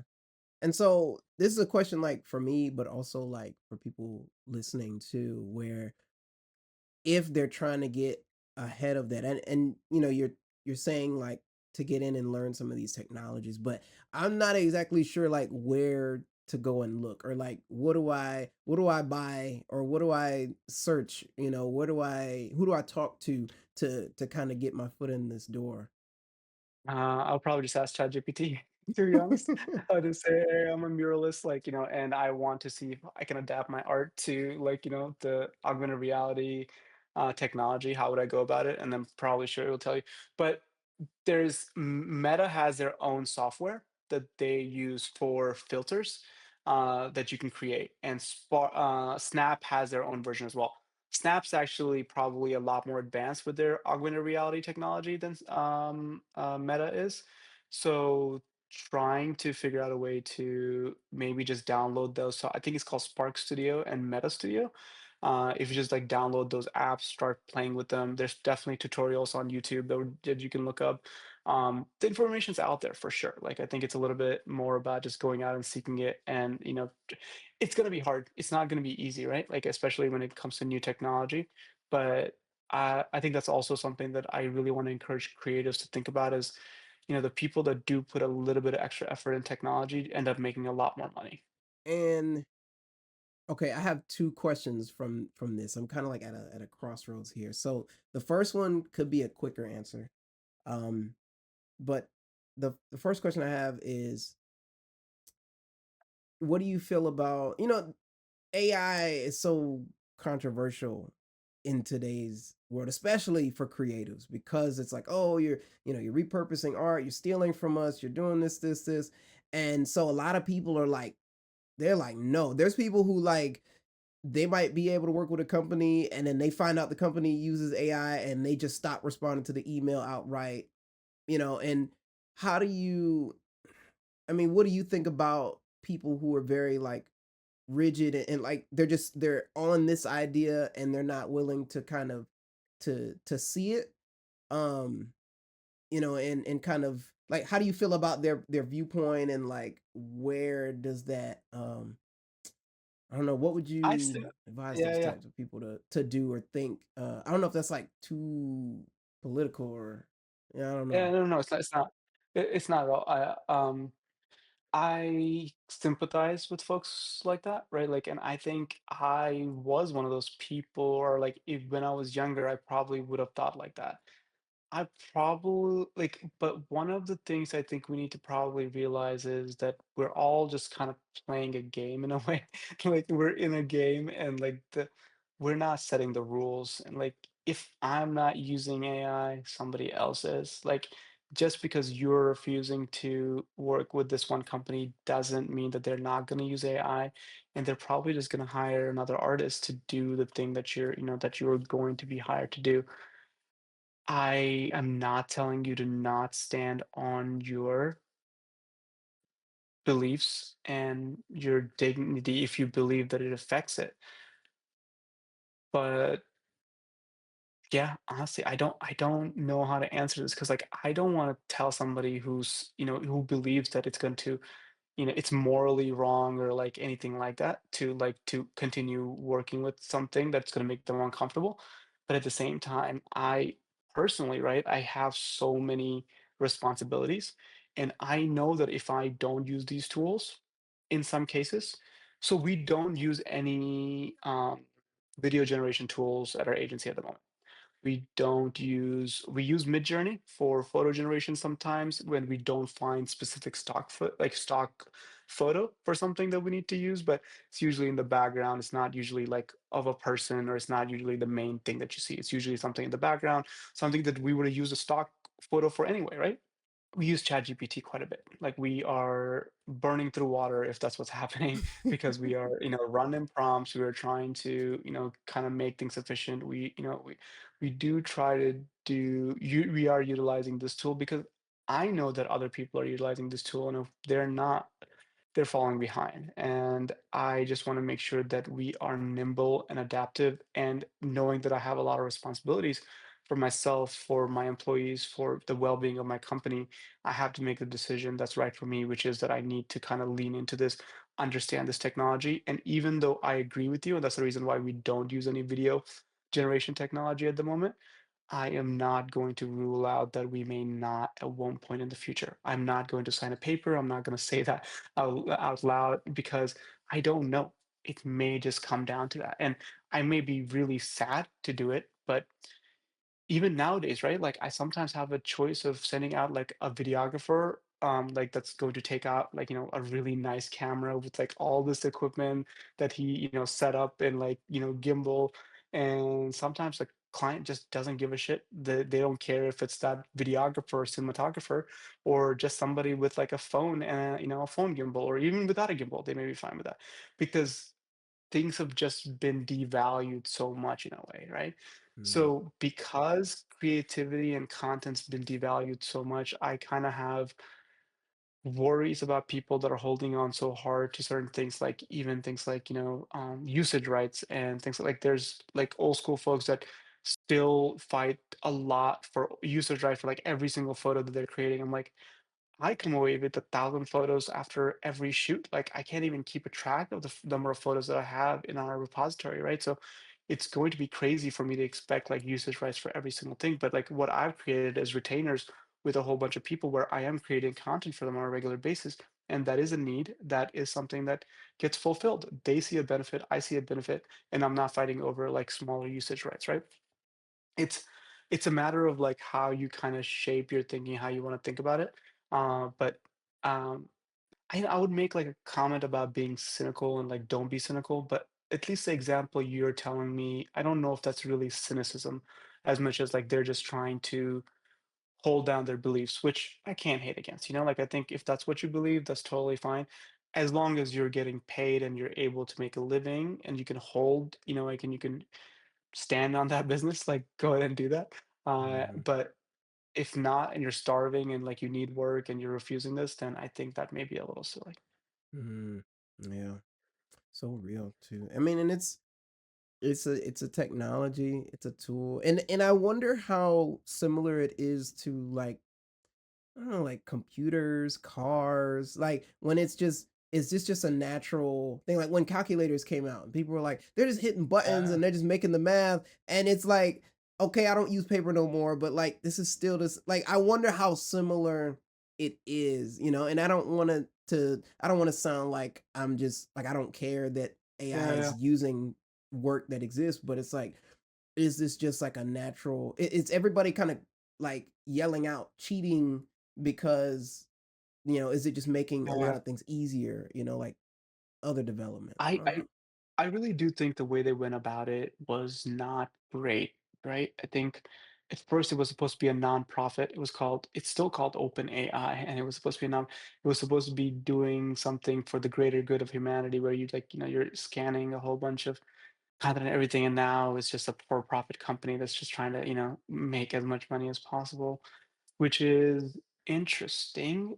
But I almost feel like sometimes we've lost the game. Like, what's the point of fighting this? Like, it's not like we can stop this company. Like, it's just not possible. I don't think, like, there's allegations that they might have allegedly like there's like somebody that ended up committing suicide, and like there's like some people think that there's foul play. Like none of that ever, like most people don't even know about that. Like these are things that are happening that like these companies are bigger than some countries. They have more power than some countries.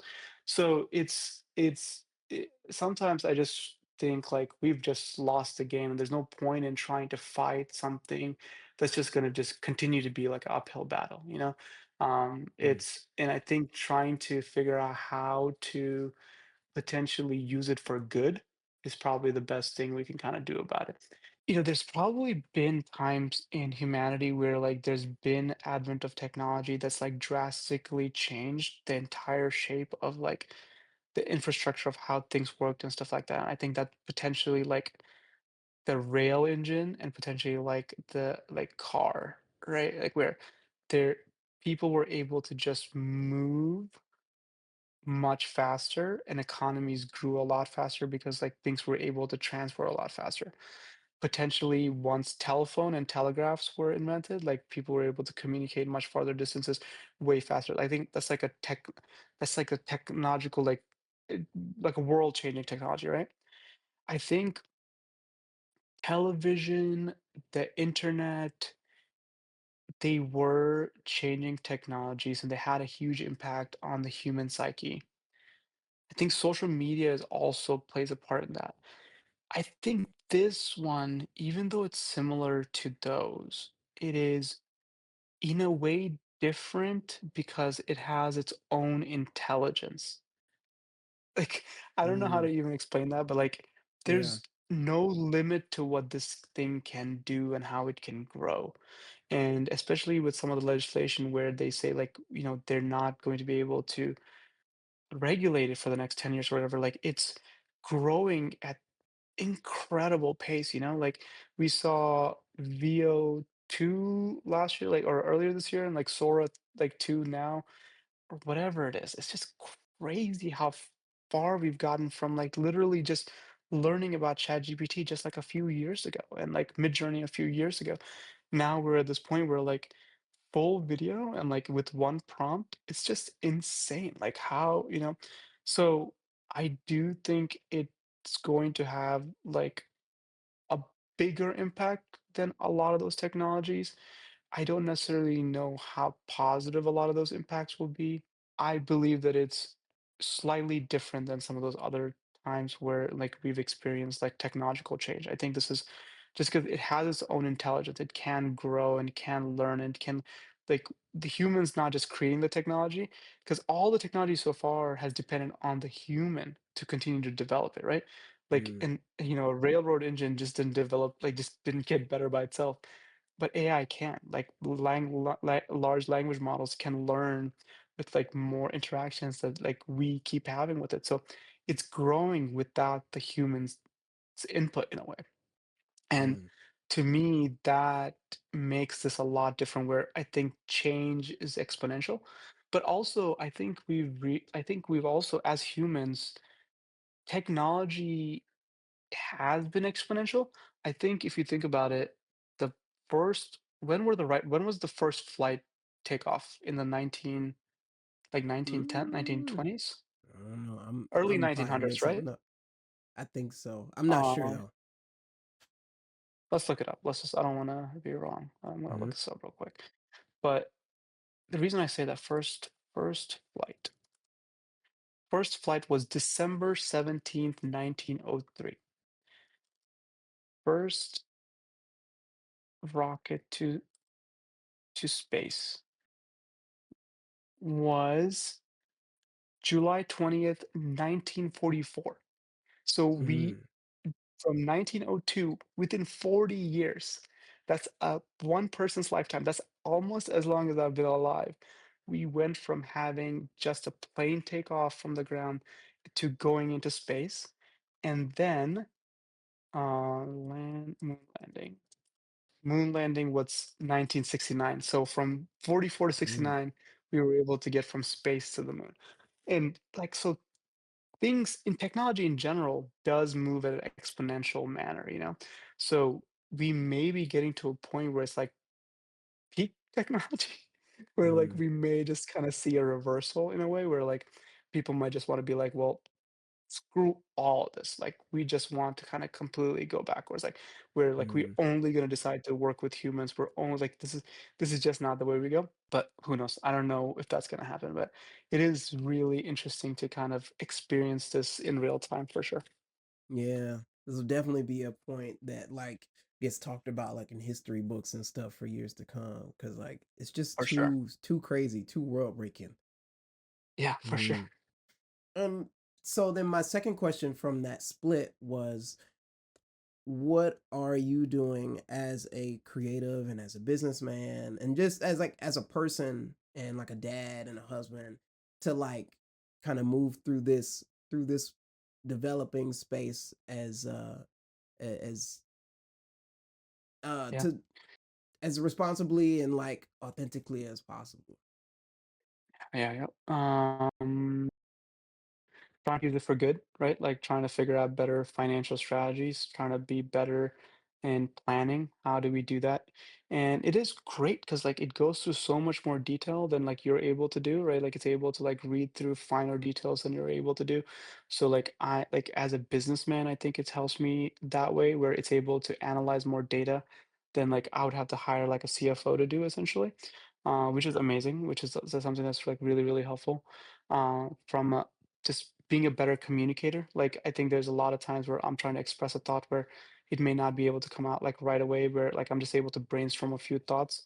Ultimately, I think I'm using it as a brainstorming tool versus like the final product. There's never a time where I've just like copied and pasted something. It's always like I make sure that I'm changing, making sure like because it's something that I still want it to sound like me. I want it to sound like, genuine. And I want the other person to know that even though I may be using a tool to communicate with them, I still did it genuinely and it still got across the point that I was trying to get across originally, right? I think where we get into trouble is like the other day, I clicked reply in my Gmail to some random email, and Gemini already had a response written for me. That freaked me out. I was like, "That is weird," because that means, like, I may now start getting emails from people that weren't even written by them, just Mm, some robot just that's where I think we need to start probably just being a little bit more careful, especially with like younger generations who haven't had the chance to work, are still in school. Like, what does this mean? Like, what's the point of even learning if like you can do this kind of thing? But I really do think understanding context, understanding ethics, understanding what like a good citizen means, I think is really important. And as a dad, it's so funny. Like, she's so curious. She'll have like random questions, like, what is I don't know. She'll just say some random thing like, what was the first bird ever discovered? Or like something random, like it's like something that you would never know the answer to. And then I'll just like pull up ChatGPT and just ask it. And like she just gets a kick out of like ChatGPT responding to her, right? Like I think that's kind of cute where I'm using it for educational purposes, like where I don't know the answer to something, so I can like rely on a tool that can potentially deliver the answer in an entertaining way. I also took her drawings and put them into Midjourney, where like a little unicorn started jumping, and she got really happy about that. So, Mm, I'm just using the tools where I can bring joy to my daughter, and then just trying to be a good citizen when it comes to work, and just like trying to make sure that I'm still trying to be me and not rely more on it than I should. mm. And okay, so then if we were to go back to like the themes that we've had, this is like how you satisfy your responsibilities and making sure that like the machine is running well. But then do you have a developing like main quest in terms of you as a creative and you that wants to like make your dreams come true and just see new things happen, and just express yourself in new ways? What's on that agenda? That's a that's a great question, dude. I gotta get back on that, to be honest. I think I kind of gave up on myself not a while ago, but I think after having a kid, I think like your brain chemistry just kind of changes. There are certain like sense of responsibilities change and things like that. I think I Mhm, started putting a lot more emphasis on growing the company, the agency, and building leaders within that company versus like focusing so much on the art where like I am I focus a lot more of my energy on the work that we're doing for our clients, and we're consistently trying to do new things and like make sure our like the content that we're creating, the brands that we're building, the ads that we're making, they're all first beautiful, they're engaging, and again, I really believe that we try to pursue creativity. So like we are trying to make sure like that stuff is creative. I If I ever were to get back to art, like I had this plan like 4 years ago, but I have and it would have been crazy because like it could have done it 4 years ago. Now everybody knows augmented reality a bit more, but I figured out how to have my photos animate basically. So I was going to do an art show where I was going to hang up a lot of my art, and essentially like each photo would be an experience where you scan a QR code right next to it, and mhm, you move your phone over the photo, and you would see the entire photo start moving and like different mm, things start happening. So, just more experiential art, I think, is what I kind of potentially want to do. I also want to make a couple of short films. I think that's something that's like been with me since I was a kid. I really, really want to make a couple of short films or comedy skits. I think one of the two. Like, I really want to produce like a comedy series, or I really want to produce like a really cool, intense short film. mm. And what kind of, if you want to keep the content like under wraps just because it's still developing, that's fine. But in terms of like, I'm curious to know what area or like what direction those short films will go. I feel like there's so many stories you could tell. My favorite movies are like Fight Club, The Matrix, uh, and I think I really love like the world of The Matrix. And like when I first saw it, I just like kind of got like really, really drawn to just that type of storytelling, like the dark nature of things. Like I don't know if you ever watched 300, but like how Zack Snyder kind of took like that cinematic look. I think I would want it to be somewhat grungy and kind of, I don't know, very Matrix-like, I guess. Like, I don't know how I would make that a reality nowadays, but I had this idea, and I've talked about it on podcast before, so I could probably just say it, but I had this idea of like a storyline where aliens come visit Earth, but they come to Atlanta instead of New York, and like Mhm. how Atlanta is reacting to aliens is, the short. Oh, man. A lot of my art kind of revolves around that, so I thought I could probably just like riff off of that and potentially make something. But, with some Matrix energy in it where like, there could be like the one that could potentially communicate with the aliens or, sees the aliens for who they are type thing. So maybe that's maybe that's what it looks like. Oh, that's a great idea, man. I'd love to see that. Like, that sounds, especially because it has its own, like, sci-fi and fantastical elements that could let people, like, that could draw people in, like, "Oh, this is exciting, this is, like, cool to see," Yeah. but then it also leaves so much room for you to be authentic and, like, your own experience, and then just, like, being able to show off your home as well, like, I think Yeah. it's perfect. It's like the crossroads of all your favorite things. Yeah. Yeah. I hope I can bring it to reality one day. Mm, man. And, um, in terms of this is just some last minute, uh, questions that I've had, in terms of, like, 404 and Chill and Co. Man, you're such a great leader, like, just through and through. I've seen, like, just being an intern, like, there's been times where, like, not to say, like, I'm not trying to say that, like, you're ever unorganized or anything, but if there's ever, like, chaos, you just know how to, like, shine that beacon, like, all right, everybody chill out. Like, I got this. This is what we're gonna do. This is what we're gonna do. Is there anything, what can people work on to become better leaders, like, in their own right, in their day to day? I used to read a lot of leadership books. I do think that helps quite a bit because if you have not been a leader before, which I was fortunate that I was kind of like the oldest in my family and some of that stuff and I also had a chance to see my dad be a community leader a couple of times, which I think could help quite a bit as well.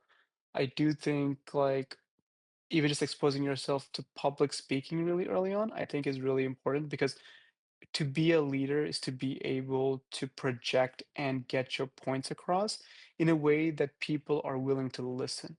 And you have to learn good leadership techniques to be able to do that. I think ultimately, though, the type of leader that I want to be might be different than how other people want to be, right? I think there's different leadership styles. I think I take a lot from what I know I didn't have from some of my old bosses and what I did have from some of my bosses. None of my bosses were perfect, but they all had good and bad qualities. I wanted to know that I didn't want to inflict upon my employees some of the bad things that some of my employers did to me, and I wanted to embed some of the good things that they embedded in me. So I think that's my approach, but I did read quite a few leadership books, so I'm not gonna lie. I think that there's a lot of things from that do help me on a day-to-day basis on how to deal with things. But sometimes, honestly, it's just wisdom because I really do think I've become a better leader over time. Even though you had a great experience, maybe there have been a couple of different people that have come through our company that may not have had the same experience. Maybe they probably had a different experience but I learned through those, right? I learned through those experiences of like, hey, this person didn't have a good time, or like they ended up that relationship wasn't good. And even if I felt like maybe some of that was on them. I took responsibility over it because I was the leader in that scenario and not them, right? And I think I have more onus of like repairing that relationship, making sure that it was going in the right direction. And if I didn't do that, there were some things that went wrong. And I think I learned from those experiences over time. I think the biggest thing with leadership too is also trust. I think if the people that are following you, the people that are um, that your employees, your contractors, if they don't trust you or believe in you, it is really hard to get them to do anything, I think.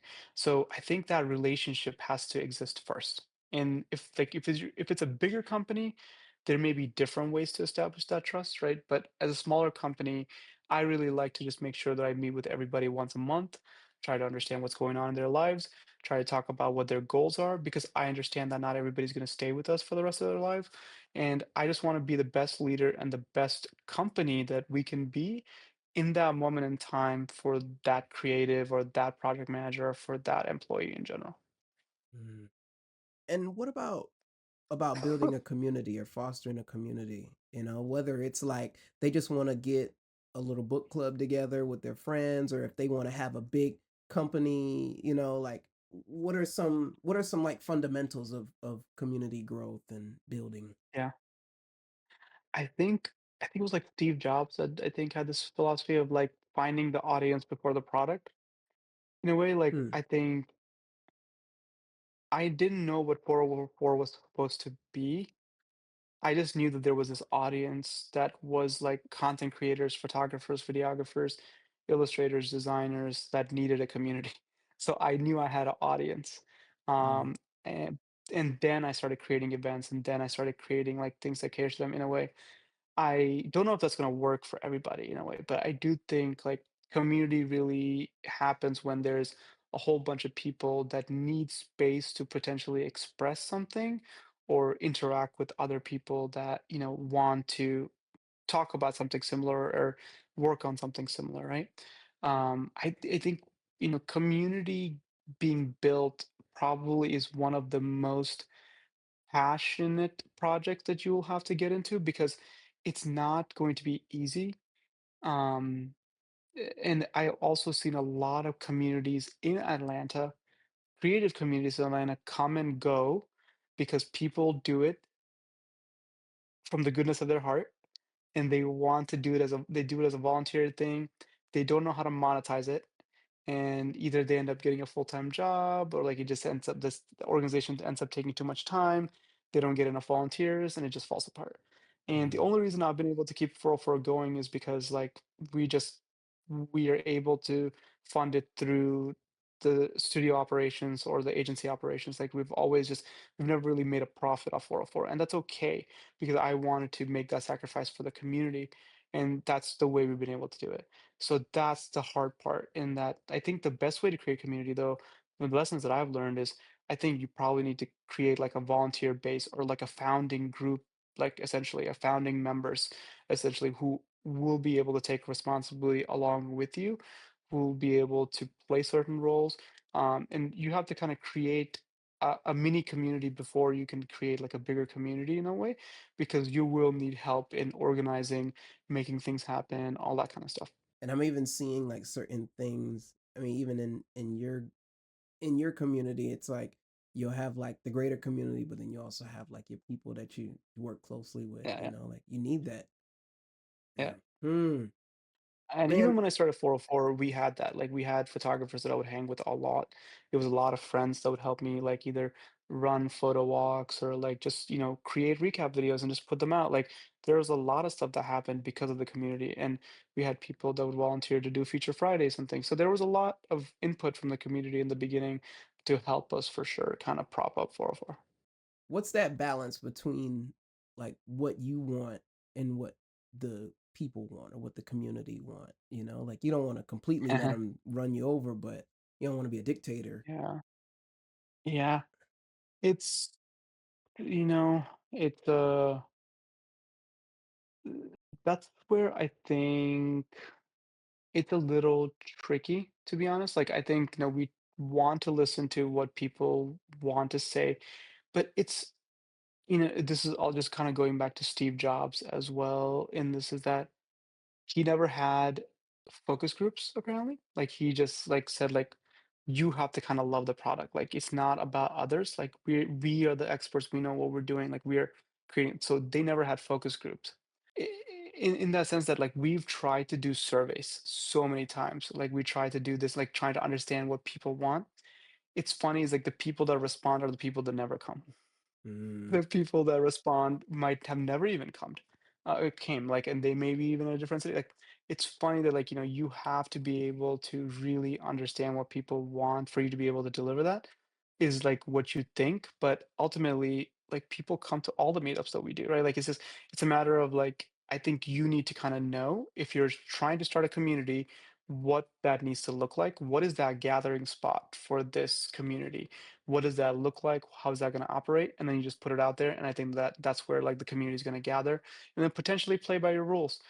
You don't want to be a dictator, but you're the one that's organizing, and you do have to potentially kind of create some like a box where like these are the things I can provide and these are the things that I can't provide.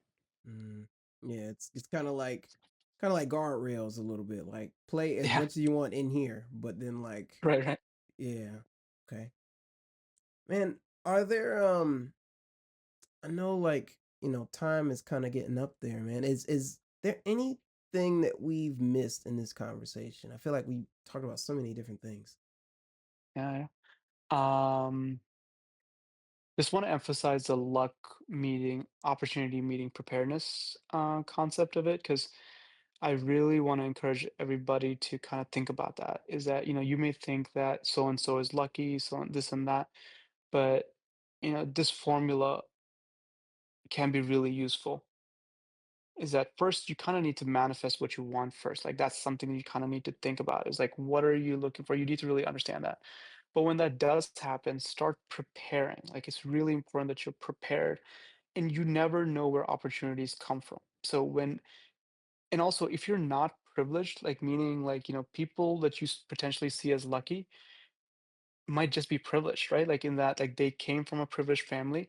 And usually when you come from a privileged family, the family is usually providing them with the education, the extra tutoring, the additional classes, the coaching that are necessary to do some of the things that may have made them successful, right? Mhm.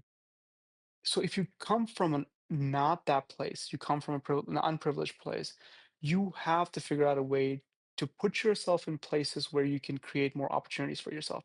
That means potentially getting out of your neighborhood, potentially going to a different city, potentially putting yourself in conferences, seminars, networking events, meetups, wherever you believe there will be opportunities, placing yourself there and being prepared to meet those opportunities is when you'll get lucky. So just kind of thinking about those two things, right? Like as much as you can, especially when you don't come from privilege, being as prepared as possible to meet the opportunities that are going to come your way is how you become successful. Mhm. Yeah. And then in terms of like the preparation, that's just like making sure that you're really good at your craft, making sure that you have like a solid, I Oh, guess like focus or great dream. reminder, man. Great reminder. I forgot about like a really important point I want to make. Hmm. I think it might be more important to know how to communicate your art than it is to actually create it. There's Hmm. some incredible artists out there that I know are incredible, but never became successful because they were not able to communicate their art to the world, in that they didn't know how to present their art to the world. They didn't know how to communicate with people. Mm-hmm. I've known like incredible graphic designers that just never moved up in the world because they just didn't know how to communicate. They were just like stuck in their ways, cynical, just hated the world, and like they just thought they were better than everybody, or they didn't, they just sulking. Any of those spectrums of things, putting your cynicism aside and not assuming that everybody's gonna understand your art. Like Mm-hmm. sometimes the pitches that we like when it comes to branding, sometimes the pitch that actually ends up getting selected just had a better story behind it, not Mm-hmm. necessarily that it was the best design. Sometimes I get business because I was able to communicate what I would be able to offer to the client better than the other agency did, right? Even if the Mm-hmm. other agency was bigger, badder, and stronger, I was able to get that business was because I was able to communicate what I would be able to do with my art for them. And just like, it's again going back to that idea of thinking of yourself as an entity, or like creating an entity where like that entity needs to be able to communicate who you are as Cam, the artist, right? So you have to kind of think about communication just as importantly as you do your art, your craft, your design, your photography, your videography. You have to be able, nobody's gonna just see your art and appreciate. That's the other thing too. When I was younger, man, I would think about this all the time. I would just imagine, like, I would just have these fantasies of, look, oh yeah, this guy's just gonna see my work. He's gonna come up to me and he's gonna be like, yeah, I love your work. You come here and you do this and that. That's just fantasy. Nobody gives a shit about you. Everybody is stuck in their own world. Nobody is going to come to you and say, "Yo, you are dope. I want you to do this and that." Unless like maybe you have a ton of followers and they're doing it because they see a benefit of working with you, not necessarily because they're being genuine. I'm not saying that doesn't happen. I am just saying that doesn't happen when you're young and new and fresh. You have to put yourself out there. You have to ask for opportunities. You have to apply to things. You have to make sure you're, like, again, just, seeking out mentors, seeking out places where you can put your stuff out. Because nobody's just handing out things. Nobody's just handing out opportunities. You have to go Mhm. find them.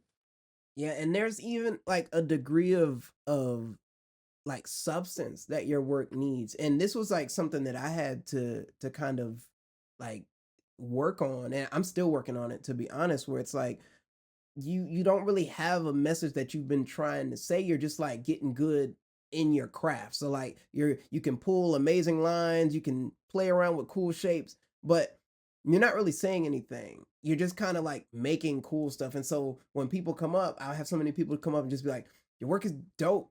It's just dope. And like, but they're not able to connect with anything because there's nothing there. It's just cool colors and Yeah, shapes. And there's times where yeah, like I'll be going for like a project or something, and then like I put in this crazy design. I went stupid on the mock-up. And then like somebody else gets it and it's like so simple. And I'm like, yo, what y'all doing? And it was like, because yeah, they just love that message that they were putting across. And I realized like, yeah, oh, I have to start expressing like myself and my thoughts and like what I want through this work. I can't just throw out cool designs and think people are gonna resonate every time. Like they don't be yeah. knowing. And we also have so many tools nowadays that can help visualize our ideas. Like, it's so easy for you to just Photoshop your idea onto, like, an empty wall to show the people like this is what it's going to look like. And those kind of things can play a really, really big role.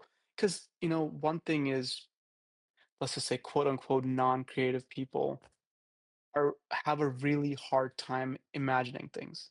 And if the decision maker is a quote unquote non-creative, they're going to have a really hard time understanding how your work is going to end up, because ultimately what we're doing is creating something out of nothing.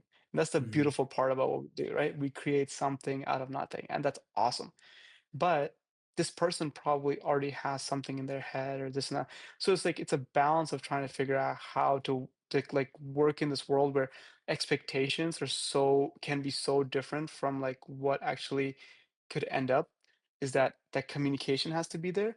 And then once you understand the problem, you being able to communicate the solution and how your work is going to be the solution is the key. And then that's the thing too, where it's like the when they focus on the craft and like they're not really focusing on like business strategy or business like communication, like you're saying, you miss the mark a lot of times. And it's definitely a skill that should be developed, like if you're trying to For make it sure. into a career. It's like, Yeah. yeah, many Especially nowadays. opportunities have been like just like lost because of that. Yeah, yeah. Yeah. Yeah, man. I heavily encourage people, and if that's like, just getting out there and just like doing some public speaking or like trying to figure out how to just, communicate more, I think it can help quite a bit. I think you really need to understand how to be able to communicate your craft to people. You know, you were one of the people that helped me with public speaking a lot. I remember the first like not the first, but like in recent times, something that really got me nervous about a public speaking opportunity was I was the best man at my brother's wedding. I had to give the I don't toast. And I remember that know. like was making me so nervous. Like from the moment I agreed to it, I was like, oh God, like I don't want to have to do this. And I remember asking you about it. Just like how do you go about just being able to like speak to people? And one of the things you told me, I still remember it and I tell people about it to this day, is like knowing what you want to say is very important because that's part of like that's part of your anxiety is because like you don't know what you're gonna say and you don't know how it's gonna come out. So that just breeds room for Yeah, like you thinking about bad stuff happening. And so I think just that is such a good point to like know what you want to yeah. say. But do you have any other pointers that you would give people? I actually think I wanna emphasize that one actually, because like, I do so many interviews, and man, like, I can just see so many people coming to these interviews completely unprepared, and I think, one of the things I would express to you is that, even the conversation that I'm having with you right now, I've rehearsed it because I've thought about the potential of like what are the conversations that are going to happen. And in a situation like that where you know that you're gonna have to do something, I think practice what makes perfect. So, just making sure that you're practicing your pitches, making sure that you're looking yourself in the mirror. Do you know what your best smile looks like? Do you know what you look like when you laugh? Do you know what your better side is? These are all things that I think would actually benefit you, right? Like the we are humans are shallow no matter what. Like we still appreciate things that are put together, people that look good, people that are talking nicely. These are all things that matter. And I think, the successful creatives, the successful artists that we think about just figure that out. They just know how to talk smoothly, look good, and present their stories in a way where we're like, oh, I understand this brand, I understand this personality, I understand who this is, I relate to this story, and those kind of things. So it's a matter of just trying to get clarity and all that stuff. And I do think thinking about it, writing it down, practicing it, I do think makes a really big difference. Absolutely. Absolutely. And it's funny that like it is sometimes like that simple where it's like, you know, just good sensory experience, whether it's a smooth voice, cohesive speech, pretty Yeah, smile. It just works. Like it don't have to be yeah, too yeah, much. yeah, Mm, for sure, man. mm, It's crazy. Like I kind of learned this lesson at that time where I lost like a whole bunch of weight because it was pretty mhm, drastic, right? 70 pounds is pretty big. Like I was a big boy, and like I became decently good looking. They would say glow up or whatever. uh-huh. And it's crazy how different people would treat you, man. Like it's crazy. Like it's just like coworkers, like how they would look at me, how much they would smile at me, like people that are just being nice to me, like people that would never talk to me or like, look at me, like would like the popular people like, hang out with me. It was wildly different. I was the same person, but just because I looked a little bit better, the whole world opened up, which was insane to me, right? Because like I was still in this like ugly person brain in like a better person looking body, I guess. So I still couldn't process it. It's like, what's going on? But it was really interesting. It was a very eye-opening experience. Since then, I've kind of realized that like, aesthetics do matter. Like, I was such a Windows guy. I was like never wanted to get an Apple and this.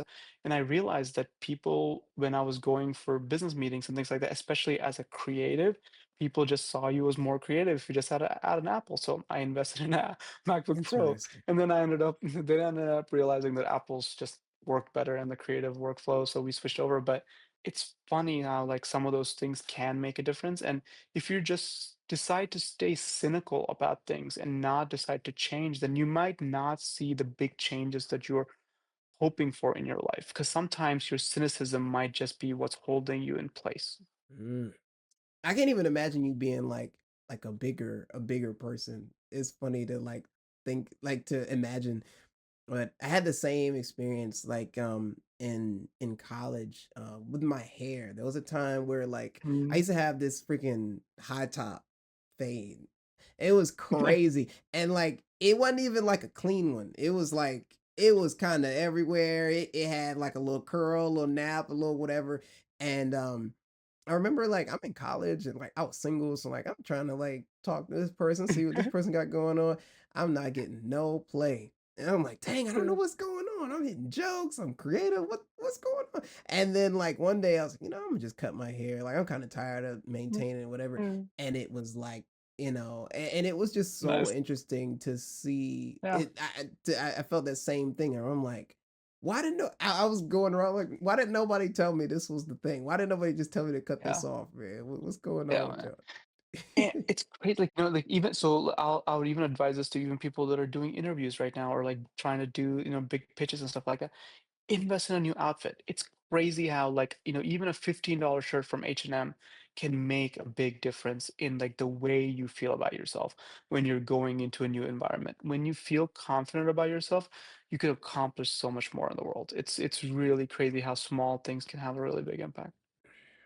I think that that's something that's so like I hope people really like understand that because some people will like they'll double down or they'll go against it like nah I'm not these are just Yeah, like rules and just made up and it's like nah but they have like real psychological like it's a subconscious thing it's not like oh this person didn't go and get this nice shirt it's like sometimes it's yeah, yeah, just it's a feeling you kind of get where you're like oh something was off about this or like you didn't yeah. feel good because it didn't it wasn't really working. It it it's, uh, I keep going back to this potential system. And you know what it is? Like, it also, I think maybe a huge number of your audience members are probably more like muralists and pure artists in that sense. And some of what I'm saying might actually not resonate with them in the sense that they may just think what I'm saying is somewhat selling out. And you know what? Like, when I was younger and I saw myself right now, I probably would think the same thing.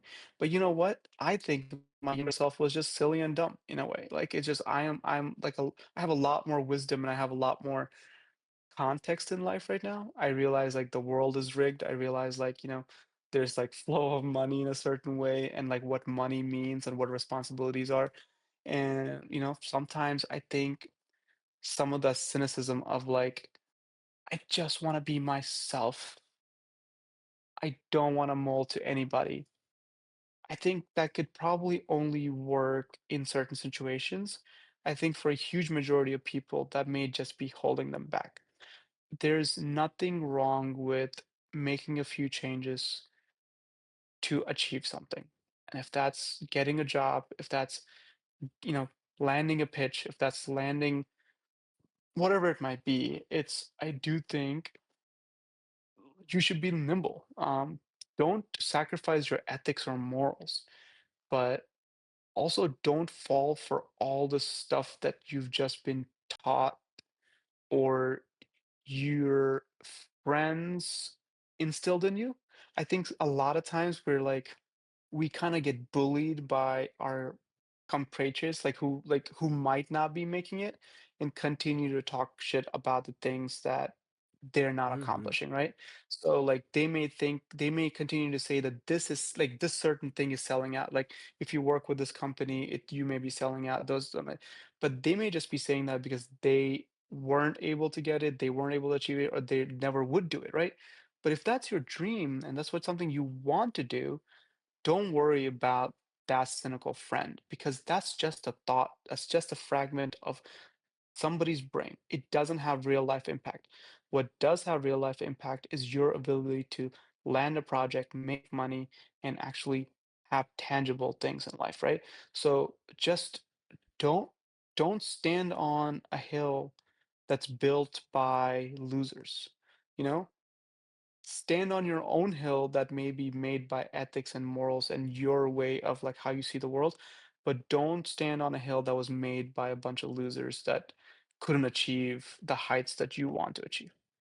Especially the part where they're like, "Oh, it's you're selling out if you do this and this and this," and it's like, sometimes that might even just be cope, like you saying, like they're just mad that like they didn't catch that Yeah, opportunity, or like if something came their way and they're like, "Well, you just have to do this, this, this," then you'll see yeah, people fold real quick on those yeah, ideals, you know. for sure. And you can even kind of refer back to this, like, I don't know if you heard of this, like Riyadh Comedy Festival, where like all these comedians went, like that would be critical of like Saudi Arabia before, ended up going to the Riyadh Comedy Festival. Do you hear about this Mm, story? mm-mm. What's So that? like Dave Chappelle, Aziz Ansari, Bill Burr, Kevin Hart, all these like big name celebrity comedians went to Saudi Arabia, went to Riyadh for their first ever comedy festival. And a lot of these folks had previously either, disagreed with Saudi Arabia, or like said like, going there or working with that country would be blood money and things like that in general. But they ended up changing their mind because there was a price that they were Mm, willing to take to potentially say, hey, maybe what I've heard about this might not be fully the story, or whatever story they want to tell themselves. Because one of the stories that Aziz was saying, I think on the Tonight Show or something like that, was like, hey, I am, how many chances would the people in Riyadh get to experience something like this ever, right? Like, we are exposing them to a new craft that they've never been exposed before. Like, I think that's the summary of what he was saying, right? Like, and which that kind of makes sense too. Is like, this has to change at some point, and if this is the way that changes, then it changes. It's just that, like, are they hypocritical because they change their mind over time? Or like, and the people that are calling them out, like, is that cynicism, right? Like, I think there's a fine balance between the both. I think like people change, evolve, and like your goals in life change over time, and the situations around you change over time as well. And you need to adapt to that. And I think maybe these guys just adapted to that and said, hey, like, maybe there's some things I'm not even able to say here nowadays. Maybe there's things that even, like, that I don't know. I don't know what they told themselves. I don't know what the stories that the reasonings that they use, but ultimately they made a decision to go there. So, like, was that selling out? If it was at the highest level, right?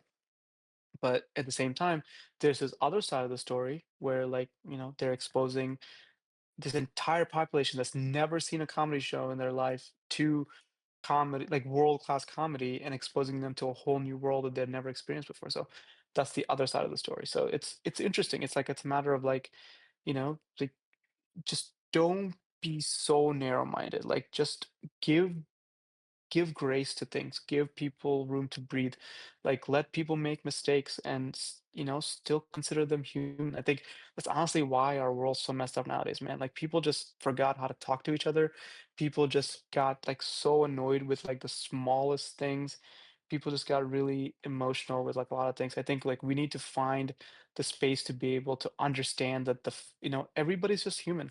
They're just reacting to the world around them. We're all just like subject to our algorithm nowadays, and like they believe in what they believe in is because their algorithm is telling them to believe that. Like, I think most people want to be good people.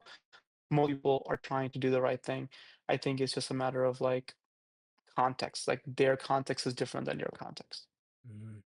Yeah, and they're just getting different information on like their definition of good is coming in like different shapes and sizes Sure. and forms. But man, that's so real, and that that sentiment actually hits like a lot closer, just in terms of like allowing people to be human and allowing people to like being able to talk to people and like you kind of get an impression of who somebody might be, and then like not Yeah, right. allowing them to kind of get out of that, I think is damaging for both sides, because then you set yourself up to be Yeah, upset at people, and then they don't have yeah, room to change and grow. So it's definitely yeah. important to have that. Yeah. I mean, I still go through bouts. I'm not saying like I don't get upset. Like, I think like I'm, still really upset with Kanye West. If that's like something that I'm allowed to be.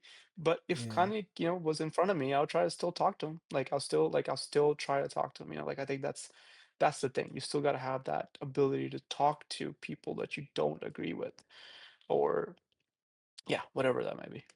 Do you think that I heard a friend say one time that like he's able to talk to people a lot easier that he doesn't agree with because he grew up in a big city and he was around so many different people. He had no choice but to like live with these different people versus like people who live in more suburban or rural areas who don't have to encounter as many people tend to be more rigid with people. Do you think Yeah, that's I mean, any truth in that?